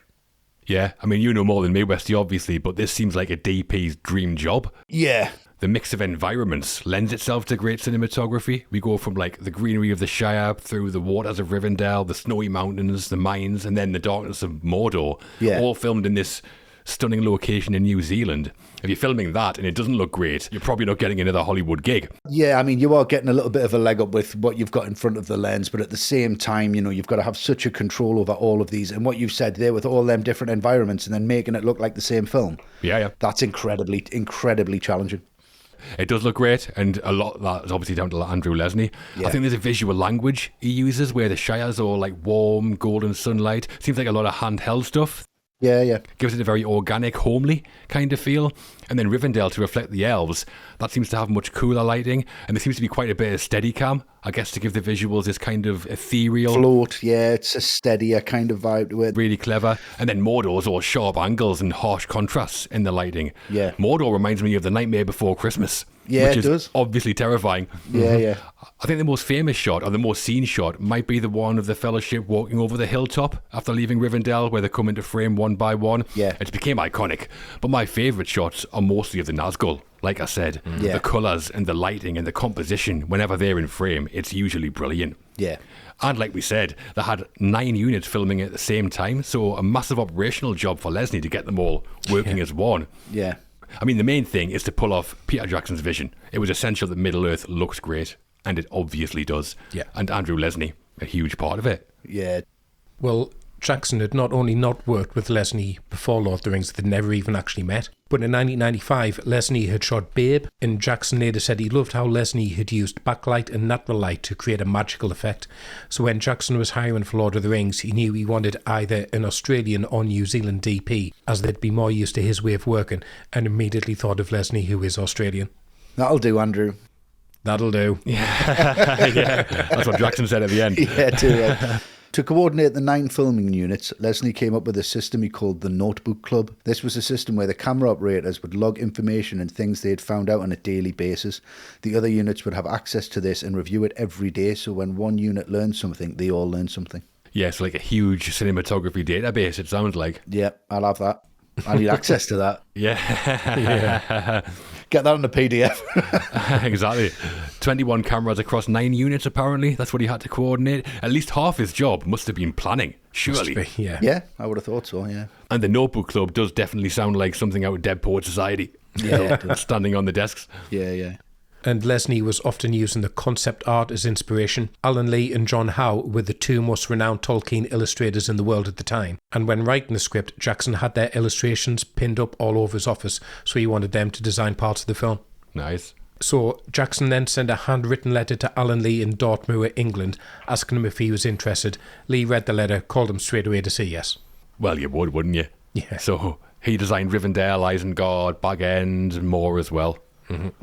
John Howe, though, he was living in Switzerland at the time, and not knowing the time differences between Switzerland and New Zealand, Jackson called him at about 3 a.m. to offer him the role.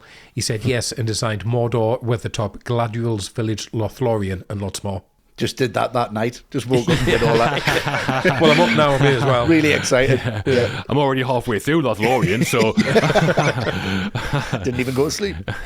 He said that on that call, Jackson rambled on for like 15 minutes about what his vision was for the film, and Howe said, I was just waiting for him to shut up so I could say yes. Yeah, right. Nice.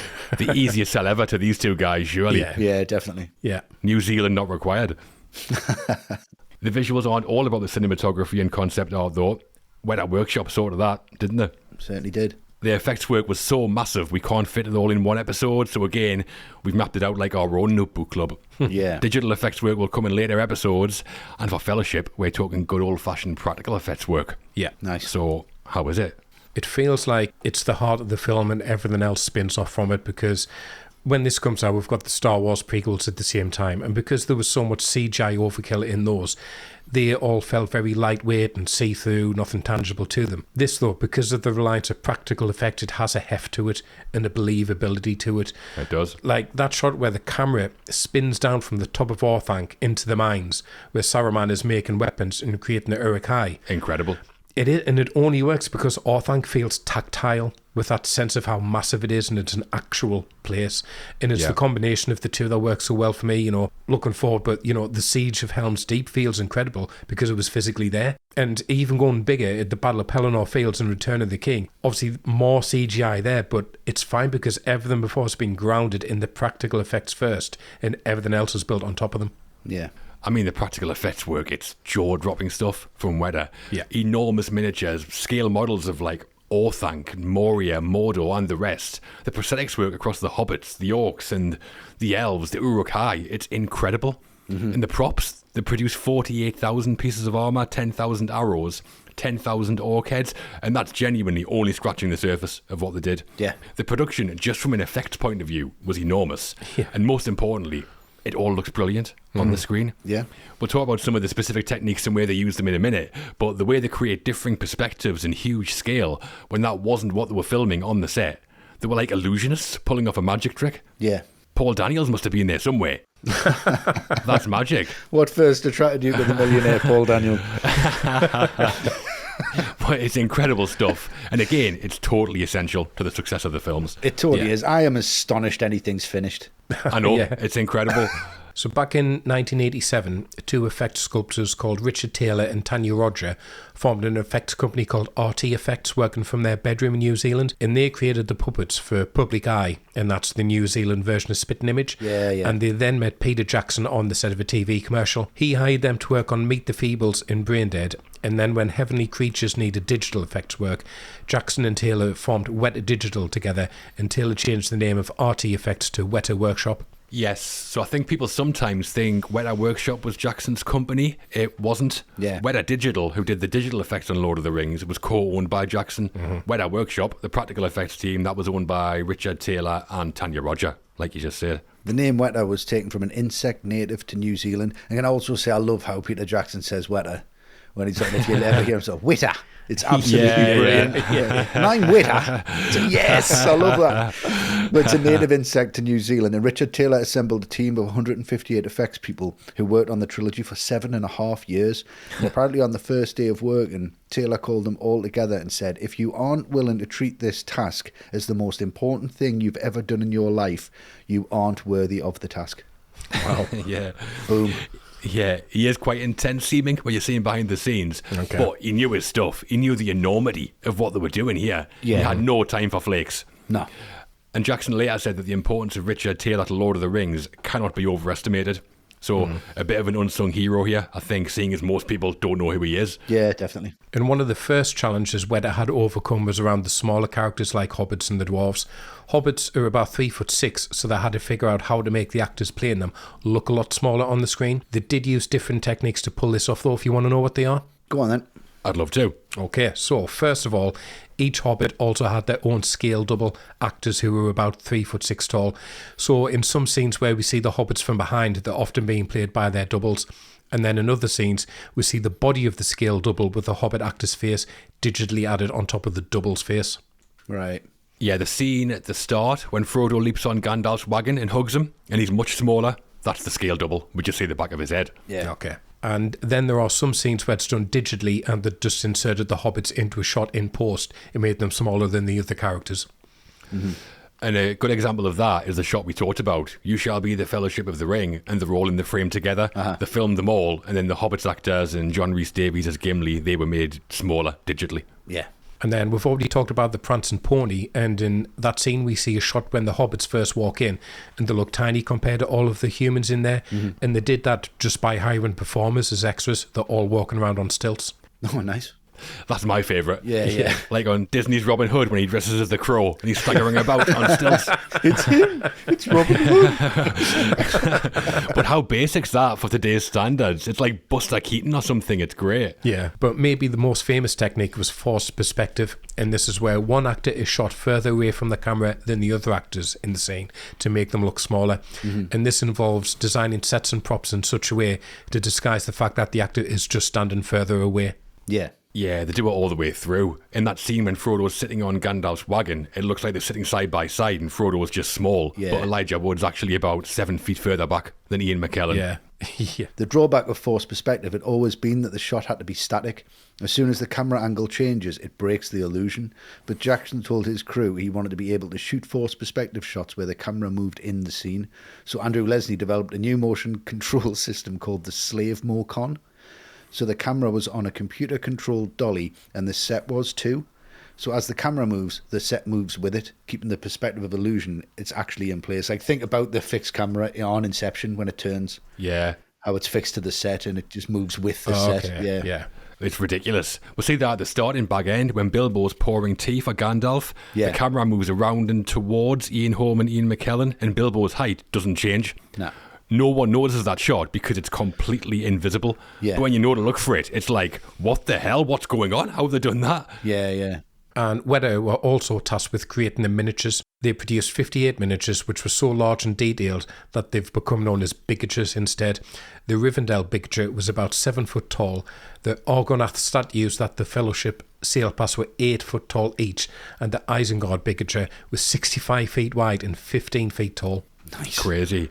It means Jackson can get right in there, though, doesn't it? You can shoot them close up and they still stand up to it because they're so detailed. Yeah, when it goes past them big statues and the birds fly out from the eyes, absolutely amazing. I love that, yeah. I'd love them either side of my front door. Just 8 feet tall. Amazing. Yeah. You shall not pass. Well, we've been through a lot there, but the effects work on Lord of the Rings goes way beyond that. We'll be covering that in the follow-ups. Yep. But for the effects work here, Richard Taylor, Jim Rygeel, Randall William Cook and Mark Stetson won the Oscar for Best Visual Effects. Right, nice. I mean, obviously. Yeah, obviously. Pearl Harbor's not beating it, surely, is it? No, definitely not. No. And Andrew Lesnie also won the Oscar for Best Cinematography. Nice. Also a worthy winner, I think. Definitely, Oh, yeah. 100%. Yeah. And for us, between Leslie's cinematography and Weta Workshop's effects work, they didn't just film Middle-earth, they kind of created it. Absolutely, yeah. They did. So a massive behind-the-scenes team on the Fellowship of the Ring, and the people we've mentioned there, Fran Walsh, Philip Aboyans, Peter Jackson as screenwriters. That feels like ages ago, talking about them. Yeah, it really does, yeah. Howard Shaw's composer, Andrew Lesnie as DP, and Richard Taylor leading Weta Workshop. It feels like they did treat it as the most important thing they've ever done. Mm-hmm. Yeah. Definitely. The end. So, having mined Moria and mourned Gandalf, the Fellowship seeks refuge in Lothlorien, realm of the Lady Galadriel. Mm-hmm. Yep. It's all about Frodo as he gets a glimpse of the future in Galadriel's mirror, and then Boromir's desire for the ring manifests. Mm-hmm. The Elven Forest, Matt. Yep. How do we find Lothlorien? Well, we then get the scene where Frodo and Galadriel have sex. I mean, no, they don't obviously. They left that out. That's not this version. No, we didn't go that version. No. What does happen, though, is only a little less disturbing than that thought. But weirdly, it does play like a seduction scene. She's tempting Frodo to look into the water to see what lies there. And then he's tempting her with the ring after that. And I just want to talk about Kate Blanchett here. I mean, she's always brilliant. Everyone knows that. Yeah. But with such little screen time, she is still so memorable in this. And she has this real calmness and serenity to her. You feel safe in her presence. You think, well, nothing bad can happen to Galadriel's here. Yeah. So when you see that the ring would even turn her evil, that just really reinforces how powerful it is, because with her lineage and her age, she should be able to refuse it so easily, but she can't. So when she turns into the Dark Queen, just for that minute, it's really scary, but also, I have to admit, a little bit sexy. Little bit sexy. Little bit sexy. There it is. Yeah. So they're walking through the woods and a load of elven archers appear from nowhere. Yeah. It's the first time we see Haldir, played by Craig Parker. Yeah. And I love the shade he throws at Gimli. The dwarf breathes so loud, we could have shot him in the dark. Yeah. Funniest line in the trilogy for me. Yeah, brilliant. But Lothlorien's where the film and us takes a big old rest after the madness of Moria. It does. The design of the place is again ridiculous. Those huge swirling trees and the spiral staircases, the glow and the lighting, Yeah. all great. It feels like magical. It does, yeah. And a bit creepy as well. Yeah, yeah. And Kate Blanchett as Galadriel, a massive talent, obviously, and she throws herself all in on this. Yeah. And it's some sight. She can definitely pull off all the grandiose dialogue. Oh, yeah. When Frodo offers her the ring and she freaks out, like, you'd have a queen. I love all that. Yeah, it's great. But I also like the bit where Galadriel gives presents to the Fellowship one by one as they're leaving. Yeah. Gimli calls her more fair than all the jewels beneath the earth, and she doesn't say anything. She just laughs in his face. Yeah. Yeah. Constant humiliation for Gimli. Yeah. But yeah, Lothlorien's a great place to take us for a little breather and some exposition. And always a treat seeing Kate Blanchett firing on all cylinders, surely. Yeah. Yeah. And in filming the Lothlorien scenes, Andrew Lesnie developed an innovation called the Galadrielite that they used to shoot Kate Blanchett. They made a rig of hundreds of Christmas tree lights mounted beside the camera, and this created lots of reflections in Blanchett's eyes to make her look otherworldly. And Lesnie said that people sometimes ask about how he lit Blanchett for the close-ups to give her that glowing look, but he didn't really do anything. Kate Blanchett actually has a natural luminosity to her skin that bounced the light like most people's don't. That's how good good Kate Blanchett is. Her skin actually sparkles. Yeah. She's an elf.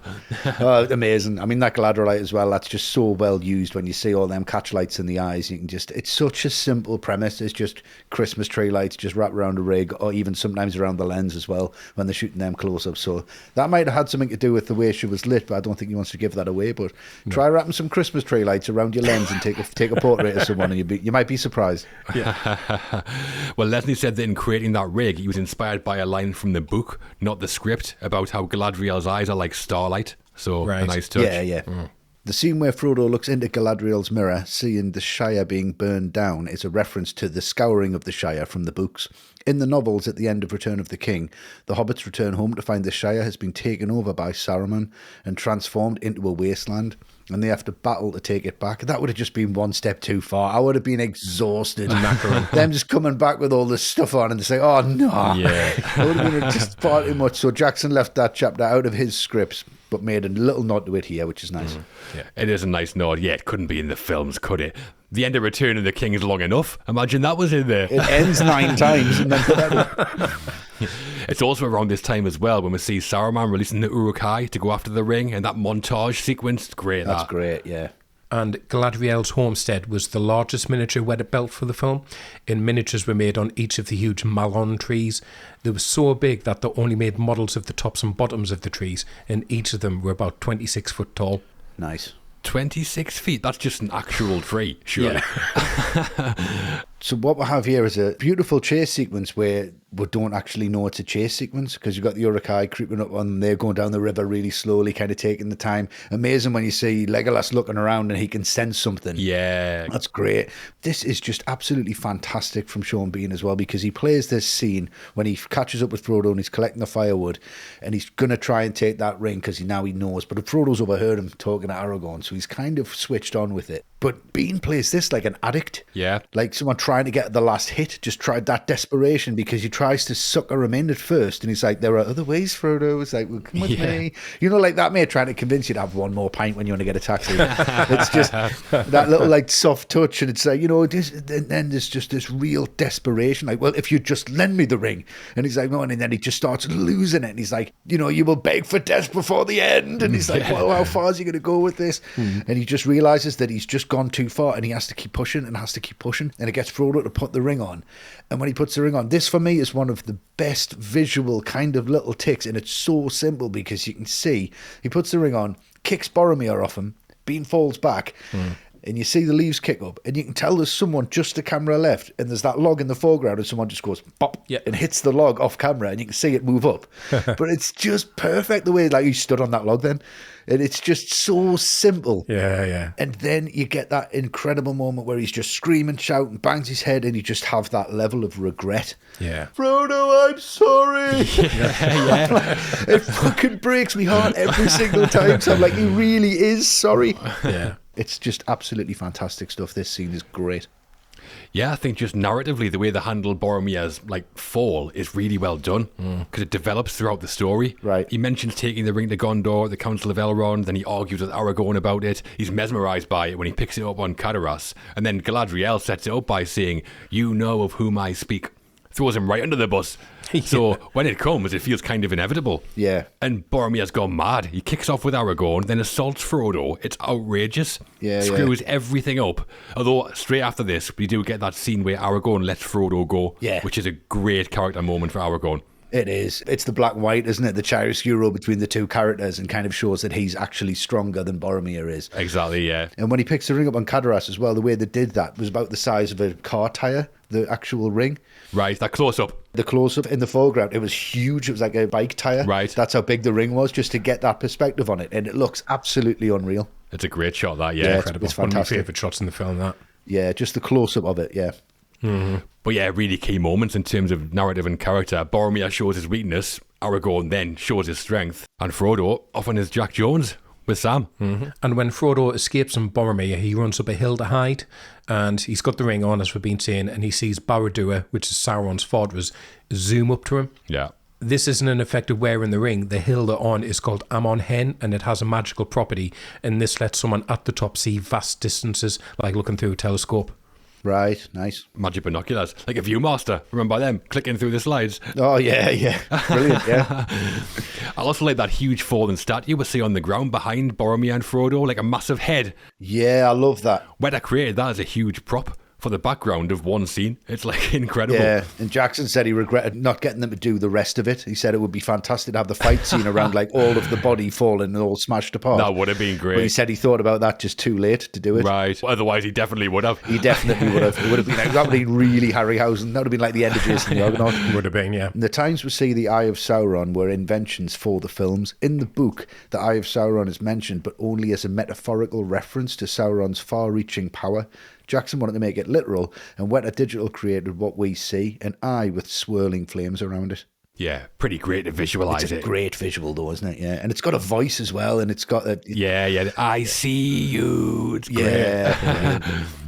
And it gives Sauron a physical presence, which works better. Yeah. I mean, Sauron's not seen it all in the books. Here he's in the prologue, and then as the eye, which I think visually you need it in a film. You do need it. Yeah. Like, what's he doing, though? Where is he? Like, is he just on top of the tower, just, like, sitting there, just being like, oh, just have a look through my telescope thing there.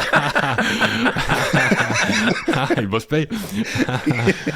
So Galadriel passes her test, Boromir fails his, and Frodo makes the decision to go on alone with Sam.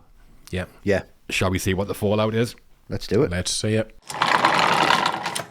With Frodo gone and the Fellowship scattered across Aemon Hen, the Uruk-hai attack in force. Yeah. What follows is an epic hillside battle. Boromir's killed, Merry and Pippin are taken, and Aragorn fights to the death with Chief Uruk-hai Lurtz. Yeah. Yeah. It's all kicking off, Matt. Mm-hmm. They're my words, not Tolkien's. Okay. But how does the action climax play out? I mean, first time I saw this, despite knowing there was 2 more to come, I just thought, well, this is the end for them. They're outnumbered to such a degree they can't get out of this. Yeah. And then you get that slow-mo of Aragorn walking around the ruin, taking a sword out. You're just like, yeah, no, actually, no, screw that. He'll take them all out. And then Gimli and Legolas turn up, and it's just got one of those classic Peter Jackson touches I've been talking about when Legolas, he's gone through arrow after arrow to take them out until one orc gets so close he stabs it in the eye with his arrow and then uses it anyway to shoot another one. I mean, it's all incredible, and there's such an intensity to all this. Like all the kind of, what we've been saying about Merry and Pippin being, you know, just slightly comical characters, not doing much, but their realisation what Frodo's plan is, that he's going to separate from them and they have to let him go and they have to basically sacrifice themselves by creating a distraction. Yeah. So in their heads, well, they think they're going to die, but they just do it anyway. Yeah. Then you get Boromir coming charging in, you know, There his he moment is. of redemption. There he is. Yeah. Slow-mo, redemption. That's amazing. And then he sounds the horn. And the way the camera just tracks Aragorn running towards that sound and it just takes off. Yeah. To that bird's eye view, and it just keeps going and going and going. Incredible. Following everyone pelting their way down. This is action filmmaking at its finest. Yeah. And it's probably only maybe like the 5th best battle scene in the entire trilogy. Yeah, I love this as an action sequence. I mean, for a few reasons, but one of them is that I think it might be the only time in the trilogy where the orcs feel like a huge threat. Yeah. One of the Fellowship's killed, 2 of them are taken hostage, the orcs are dangerous, and it's all the better for it. Lurtz striding through the forest shouting, "Find the halflings," is great. Yeah. Terrifying. And then there's some great individual moments. Legolas firing off like 5 arrows in a row without breaking stride is cool. Yeah. And Merry and Pippin get the moment when they're brave as hell, drawing the orcs after them so Frodo can get away. Yeah. I think it's like a great example of how we do a climax to a blockbuster. Even a huge, spectacular one doesn't need to be about saving the world. No. In fact, I'd say it's often better when it's not. It's better when there's personal stakes involved, like here. Yeah, it's saving each other, isn't it? Exactly. Great sequence. Brilliant action directing as well from Action Jackson. Yeah. And we haven't mentioned it either, that motivator for Aragorn when he looks down and Sting's lit up. Oh, yeah. Yes! Go! He puts the sword up. I just like, come on. Yeah. What a fucking guy. Yes! The second time I watched it in the cinema, I just stood up. I was like, yes! Fucking yes! And wonderful. It is fantastic. And Jackson told the production designer Grant Major and location manager Dan Henner what kind of location he wanted as a setting for the battle. It was a mountain backdrop, trees, but suitable for an action scene with loads of extras. They came back with Closeburn, and that's a lake peninsula near Queenstown, and Jackson said it was the place as soon as he saw it. Nice. Jackson didn't just like Closeburn as a location, he bought it. Wow. Peter Jackson and Fran Walsh now own 7 parcels and 3 homes there. Right. Did all right out of this, Jackson, didn't he? Of course he did. Yeah. But yeah, it's a superb location for the scene. It kind of makes it, I think. Jackson wanted to film the battle with practical and digital effects. They hired about 250 extras as orcs, and Weta Digital multiplied how many there are in post-production. And the moment Boromir is hit by the arrows, Sean Bean was wearing a metal breastplate under his costume, and the arrows were just stuck into him on cue. Yeah, and then the cut to Sean Bean reacting as if he's just been shot at the right time. Add some sound design, and you're golden. Works great. Yeah. Robert's your father's brother. Exactly. Also, a detail I like about the orcs, have you noticed they only wear armour on the front and not the back? Oh, no.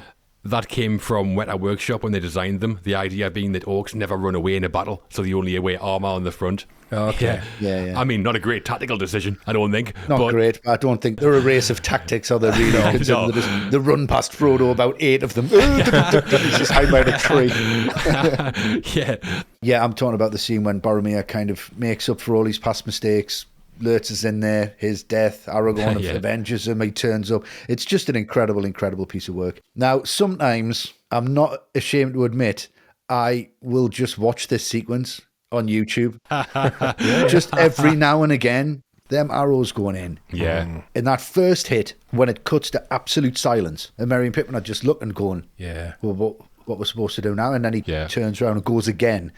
The sound design on that bow being pulled back, that crack, and it's just that silence. It's just like, whoa, you can feel like that bow that's just been around for about 4,000 years, and someone's just found it and just went, oh, that's what it sounds like. It's perfect. All of a sudden, bang, there's Aragorn in, and you hear the arrow fire off. He's done it. And then there's that fight with Aragorn, smacking the knife away in real time. Oh, God, it's just so good. It's so well choreographed, and it's so, so pleasant. Lurtz pulling the sword into himself to get Aragorn closer. And then we'll get one of the nicest back and forth between two actors in, I think, the whole of the trilogy. Just that, be at peace, son of Gondor, I'm not going to let you down. Like, I'm going to wear your gauntlets, and I'm going to wear them for the rest of the film. I'm going to wear them for the rest of the trilogy. And he picks them up and puts them on, which was Viggo Mortensen's idea. And he wears them all the way through. It's just a fantastic way to end the film. It is. I mean, the whole battle eventually boils down to like one conflict, Aragorn v Lurtz. So it's dead simple. Aragorn represents the good guys, Lurtz is the bad guys. Yeah. Again, one of the only times where an orc fights a human and it's actually a match for him. Yeah. And again, it makes the scene so much better. Because Lurtz is the most memorable orc from the whole trilogy, surely. And it's because of this scene, I think. Yeah. And the way he goes, Aragorn stabs him in the belly and Lurtz just pulls the sword further in, like right in his face.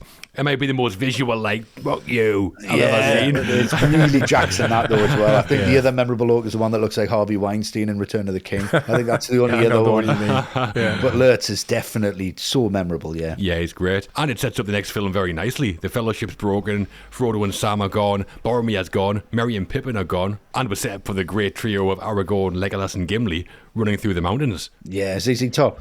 Yeah.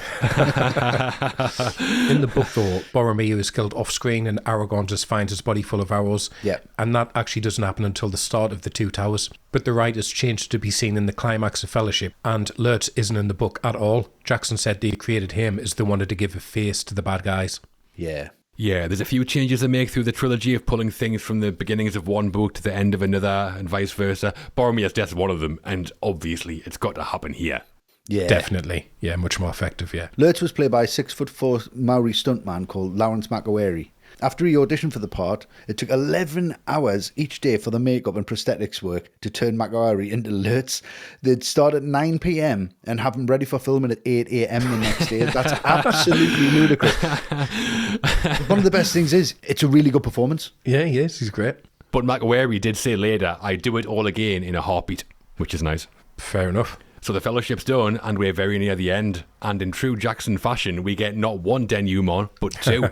Yes, we do. Frodo and Sam head to Mordor, while the three amigos are off hunting orcs. Mm-hmm. A satisfying way to finish? Definitely. I mean, I would say, though, after everything we've been through, I don't think we quite need this little bit of jeopardy about Sam potentially drowning here. Like, yeah, it's definitely not going to happen. After everything, we're not going to see Sam drown. We don't need it. But what you do need is that moment of quiet after that action sequence, after the intensity of Boromir's passing. You need a moment to reset and take a breath, but also take it all in and realise this has ended on failure for the most part. This is not Elrond and Gandalf's plan at all. The Fellowship is broken, and it's just Frodo and Sam on the most difficult part of the journey with no one to protect them. What's amazing is, though, it somehow still feels hopeful rather than depressing. Yeah, I think the reason that moment with Sam nearly drowning is in there is because, to be honest, Sam hasn't actually done that much in this film. Yeah. That's a good point, actually. Yeah. Yeah, I mean, that sequence itself was directed by Fran Walsh. Right? But I think it shows his determination and shows the human nature of it. And just to direct that scene and have them two just work off each other so well, I think, again, that's what Fran Walsh brings to the writing. It's what she brings to production, and especially what she brings to this scene. Yeah, and that one moment sets up the relationship that gets a lot more development in the next two films between Frodo and Sam. Definitely. But before they filmed the scene where Sam enters the water, divers went in first to make sure he would be free of any sharp objects. But even though they gave the okay, Sean Astin stood on a piece of glass and had pieced his foot from bottom to top. He couldn't film, and a helicopter had to fly in to get him to the nearest hospital. Nasty. Ouch. Those divers must have been a bit sheepish, I bet. Yeah. Literally had one job. Yeah, just really crap. Look out for glass. My scene, this last one, is just a wonderful thing. Aragorn, Gimli, Legolas, they go after the hobbits. They decided not to give up. And just the dialogue here should not work. I'm just going to reiterate that. It should not work, any of this. No, it shouldn't. Because he holds on to both of them and says, not if we hold true to each other. Yeah. We travel light, leave what can be spared behind, let's hunt some orc. And Gimli's like,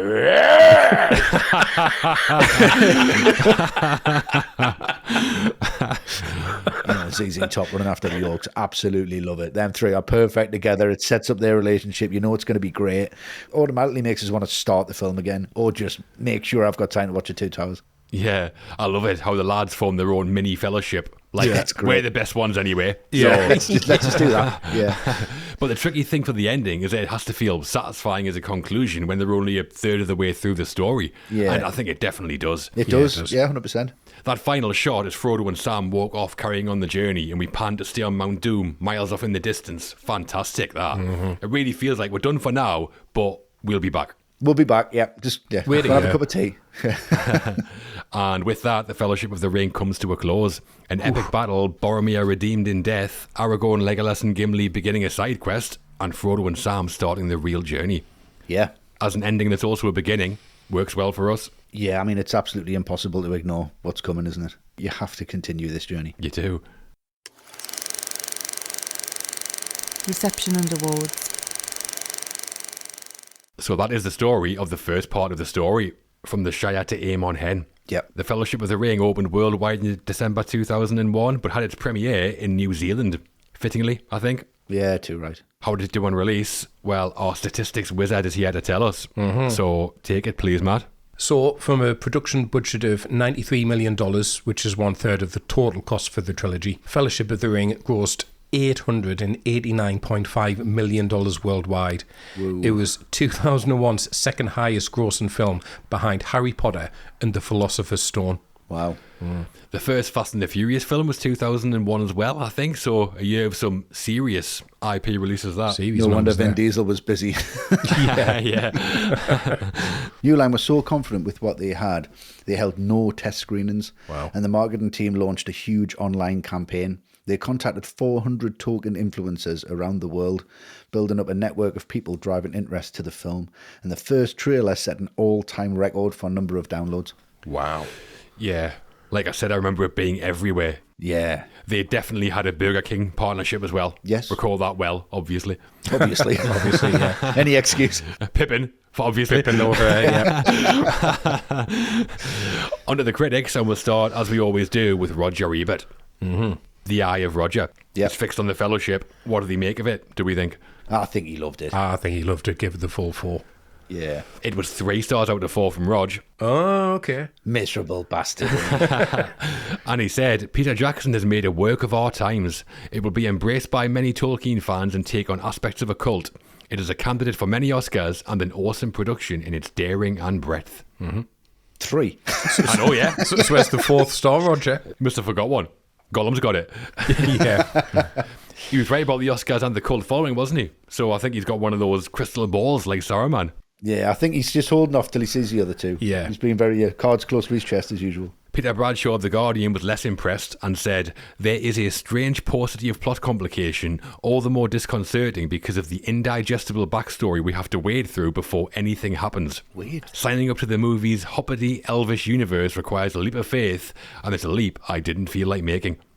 Good, stay where you are. Well, we did, thankfully. Dived right in. Us. Dive right in. The water's beautifully warm. Thank you very much.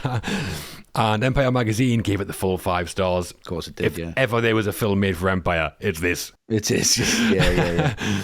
And Colin Kennedy said, "Putting formula blockbusters to shame, Fellowship is impeccably cast and constructed with both care and passion. Yeah. This is a labour of love that never feels laboured." Yes. Nice. Yeah, that's true. Wonderful way of putting it.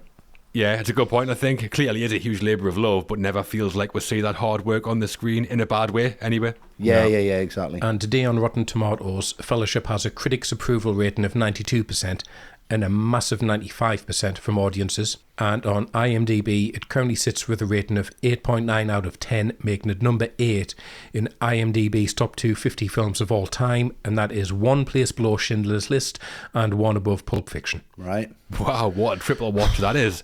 Yeah. It's my Saturday afternoon. Every Saturday afternoon. Every Saturday.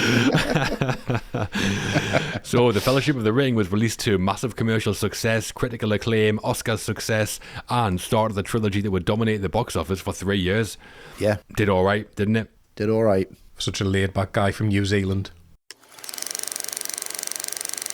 Sequels and influence. As we all know, The Fellowship of the Ring was just the beginning. Jackson and co had filmed all 3 films back to back, so The Two Towers arrived in 2002 and The Return of the King in 2003. I think us covering those at some point is a near cert, isn't it? Yeah, well, I think we'll stick to that yearly thing. We'll do Two Towers next year and then, yeah, just in time for Christmas. Lovely. Perfect. So we'll leave the sequels for now and the Hobbit trilogy for those episodes and go straight into the legacy of Fellowship. Right. So what do you think? The legacy and the influence of the Fellowship of the Ring? I mean, I think it's still so obvious today. It made big budget fantasy viable again. Yeah. Because I know you've obviously got Harry Potter in the same year, as we've said, but that was just very definitely aimed at children. This is big budget fantasy aimed at adults, and it works. It took Peter Jackson from a fairly obscure horror director to an absolute A-lister, and everything that he's done since to push the boundaries of technology, not only in fiction but in documentary as well. The establishment of Weta, the effects technology that pioneered, that still sets the standards today. Even the amount of memes that have gone into popular culture from this. It might be the most memeable film that's ever been made. I think it is. But in a way that isn't depressing or overdone. It's still funny. And then New Zealand itself, it has a booming tourist industry because of this film. I mean, how much money is being generated in the New Zealand economy from Lord of the Rings? It must be incalculable. And it all starts with this one right here. Yeah, definitely. Yeah, I mean, like you say, this proves that fantasy epics could work as blockbusters and still have, like, artistic integrity. Yeah. I mean, there were other fantasy films before this, obviously, but not having this kind of impact on popular culture, I don't think. No. And as we've mentioned, it pioneered technologies that became industry standards. Weta Workshop and the Bigatures. They also made major developments in force perspective we talked about, and some other effect things we've not mentioned that we'll talk about in those future episodes. And direct influence on other major IPs. Not too long after this, we got Game of Thrones. Yeah, of course. Surely HBO just went, can we find another Lord of the Rings to make a TV show out of? Yeah. And would we have the Marvel Cinematic Universe if not for this? Possibly not. No. And yeah, like you say, Matt, people literally travelling across the world to visit the filming locations in New Zealand. That's not normal. No. That's like Star Wars or Harry Potter level cultural impact. Yeah. So I think as far as cinema's concerned, this film and the other two, they'll last forever, I'd imagine. Undoubtedly. I mean, it's definitely up there for the best trilogy ever made. It has to be. Yeah. It's got to be in the conversation. Then this and Toy Story, maybe you're going to have to fight it out, but Toy Story's lost that now. So it's so close for me. But the influence of this, I mean, some productions that I think came straight off the back of this, Avatar being one of them. Yeah. I think just the absolute depth and scale of that, and Cameron's like, right, well, I'm just going to do that. You mentioned the MCU, John, which I think is really important because that started with Iron Man in 2008. Yeah. Pirates of the Caribbean, I think, has a very similar kind of yeah, definitely. Orlando Bloom being involved in that. Let's just make that into one of a massive franchise. I think with Do you remember Troy? That was surely made because of this. Yeah. Wolfgang Peterson, after he did Neverending Story. So any franchise that's kind of come since then, it's given people that ability to go, yes, franchises make money. Yes, they are successful. Let's do it. And it's all because of Jackson and his vision of Lord of the Rings. If only everybody put in as much effort as he did into their productions, they might be better. Yeah. So 2 massive sequels that we'll talk about later, and an influence that touched everything from film technology to tourism. Yeah. The Fellowship of the Ring didn't just start the trilogy, it has had a lasting impact. Absolutely, 100%. Absolutely has. It still does. All the right movies ranking. And here we are, from Hobbiton to Hollywood. Yeah. The Lord of the Rings, the Fellowship of the Ring, done. Yes. Whew. Now it's time for our very own Council of Elrond, where we each give our verdict on the film and score it out of 10. Mm-hmm. Westy, you chose this one. So the Council of Westy, your summary and score for the Fellowship of the Ring, please. I mean, it's tough, isn't it, to give the ranking and rating of this, because I see this as one big tapestry. I see this as one huge thing, and it's hard to kind of separate them off. It's like separating part of an amazing meal and just being like, what's the meat like? It's kind of like all, even to have all of it together, it's incredible. But for me, I think they all stand on their own as well as independent films, and that's what I'm going to rank this one on. Is if it was just this film, how did I feel when I just saw this one film and I left the cinema? I felt excited. I felt absolutely invigorated. I didn't even know what time it was. I didn't know how long I was in there for. I'd seen people on screen that I'd never seen before who completely owned new characters. I'd seen Peter Jackson's visual flair that's been put into this massive epic adventure. It's a brilliant piece of work across the board, but Fellowship of the Ring is a very special film for me because it pulled us back into cinema, it pulled us back into being excited about it, and it just shows that if you put enough heart and soul and work and energy and love and graft into something, you will create something that lives forever. It's impossible not to give this a 10 out of 10 because it's easily a 10 out of 10. Good reasoning. Wonderful. I mean, coming into this episode, I was thinking, where do you even begin? It's massive. I mean, we've talked about the task, adapting legendary Tolkien novels, filming 3 movies at the same time, creating a believable Middle-earth. And somehow, against all the odds, Peter Jackson pulled it off. Yeah. I mean, this is filmmaking on a scale we'd surely never seen before. No. 15-month shoot, revolutionary effects work, a score with 100 leitmotifs, groundbreaking cinematography developments, basically every department operating like at the peak of their industry. Yeah. I mean, the cast is very well put together, and almost all of them providing career-defining work in these films. Yeah. But what gave them the platform to make it all work is Peter Jackson. His vision is clear as day from frame one, and the film never wavers from it. None of the films waver from it, and he's everywhere. He's on the sets, he's in the studios, he's in the rivers, he's up the mountains. Yeah. He's an absolute madman in the best way possible, and he channeled all that energy into one of Hollywood's great achievements. Yeah. Some parts of the film tonally aren't totally to my taste. I mentioned a couple a little on the nose for me occasionally, but that's easy to overlook with so much other great stuff going on. Seconds worth of film, though. It is seconds. How much you like the film? It's probably a 9 or a 9.5 out of 10. What? But it's such an undertaking and achievement. I'm going to go higher, and I'm giving it the full whack of 10 out of 10. Amazing. Right, yeah. Wonderful. And Matt, what's your summary and score for Fellowship, please? Epic film, epic episode, so I'll keep this short but sweet, you know. The production, like you've said, it's mind-boggling that it exists at all, let alone in the form that we got it. And the beauty of this trilogy is that it will always remain a trilogy. Yes, there's the Hobbit films, which we'll talk about later, and the Stream and stuff, but they are their own thing. And therefore, you can't put this up as the greatest trilogy of all time. And as Westy said to me, it's like when we covered Toy Story, that was up there for a while. And thinking back to when we covered that, Toy Story itself, that isn't my favourite of the trilogy. But if that one didn't work, the others just don't exist. And it's the same principle here. I don't know if I'd say Fellowship is my favourite of the trilogy here, but there's so little between them. And this one walked, so the other two could run. So it's an easy 10 for me as well. Lovely. Wowza. Well, we also put this out there to the Fellowship of ATRM patrons to get their thoughts. And the response was overwhelmingly positive. Of course it was. So Kate Borowski said, solid 10 for 3.5 hours of very interesting walking. The adventures along the way are varied, the characters provide action with varying levels of bravery and skill, the world created ranges from sublime beauty to the darkest of darks, and there's still room for humour. Yep. Presumably Kate referring to the dwarf breathes so loud we could have shot him in the dark. Very possibly. But that's a pretty good description of the film, I think. Philip Keats said, not the biggest fan of the whole trilogy, but I do enjoy FOTR. The film showed how great, when in the right hands, the fantasy genre could be. FOTR, a 9 out of 10 for me. You shall not pass. Right, okay. We don't want to, Philip. Nope. And I think he's right about fantasy. This did kind of rejuvenate it, didn't it? Oh, absolutely, yeah. And Ben Carr said, the direction, cast, score and action sequences are incredible. It has aged like a fine wine and acts as the perfect example of the balance between CGI and practical effects. I rewatch the extended edition every year and still get a shiver in Moria and during Boromir's last stand. Oh. Classic good v evil for the ages, a genre-defining masterpiece. It's a 10. Beautiful. Wonderful. Annual extended edition rewatches. Ben must block out half December every year. Yeah, I certainly do. Yeah. Yeah. A good v evil story for the ages, though. I wouldn't disagree with that. No, not at all. Definitely not. Pretty much universal praise from our patrons, and altogether they rated the film as, what do you think out of 10? I hope it's a 10. This needs to be straight across the board. Yeah. I'll go 10, yeah. It was, of course, 10 out of 10. Yes, man. Wonderful. Fucking man. It's like Gimli again. So in total, that gives Fellowship of the Ring 40 out of 40. Boom. An epic score, which is appropriate for the epic It is film. indeed. Yeah. Too right, yeah. And that's us done on the Fellowship of the Ring. Right. Hopefully it hasn't made you want to walk barefoot to Mordor. No. We've just done that, haven't we? Let's fire on. Well, next time out, Luke, Westy and Matt are heading to a remote Irish island full of failing friendships, flying fingers, and a donkey. Yes. Pooh Jenny. It's Martin McDonough, Colin Farrell, and the Banshees of Inisherin.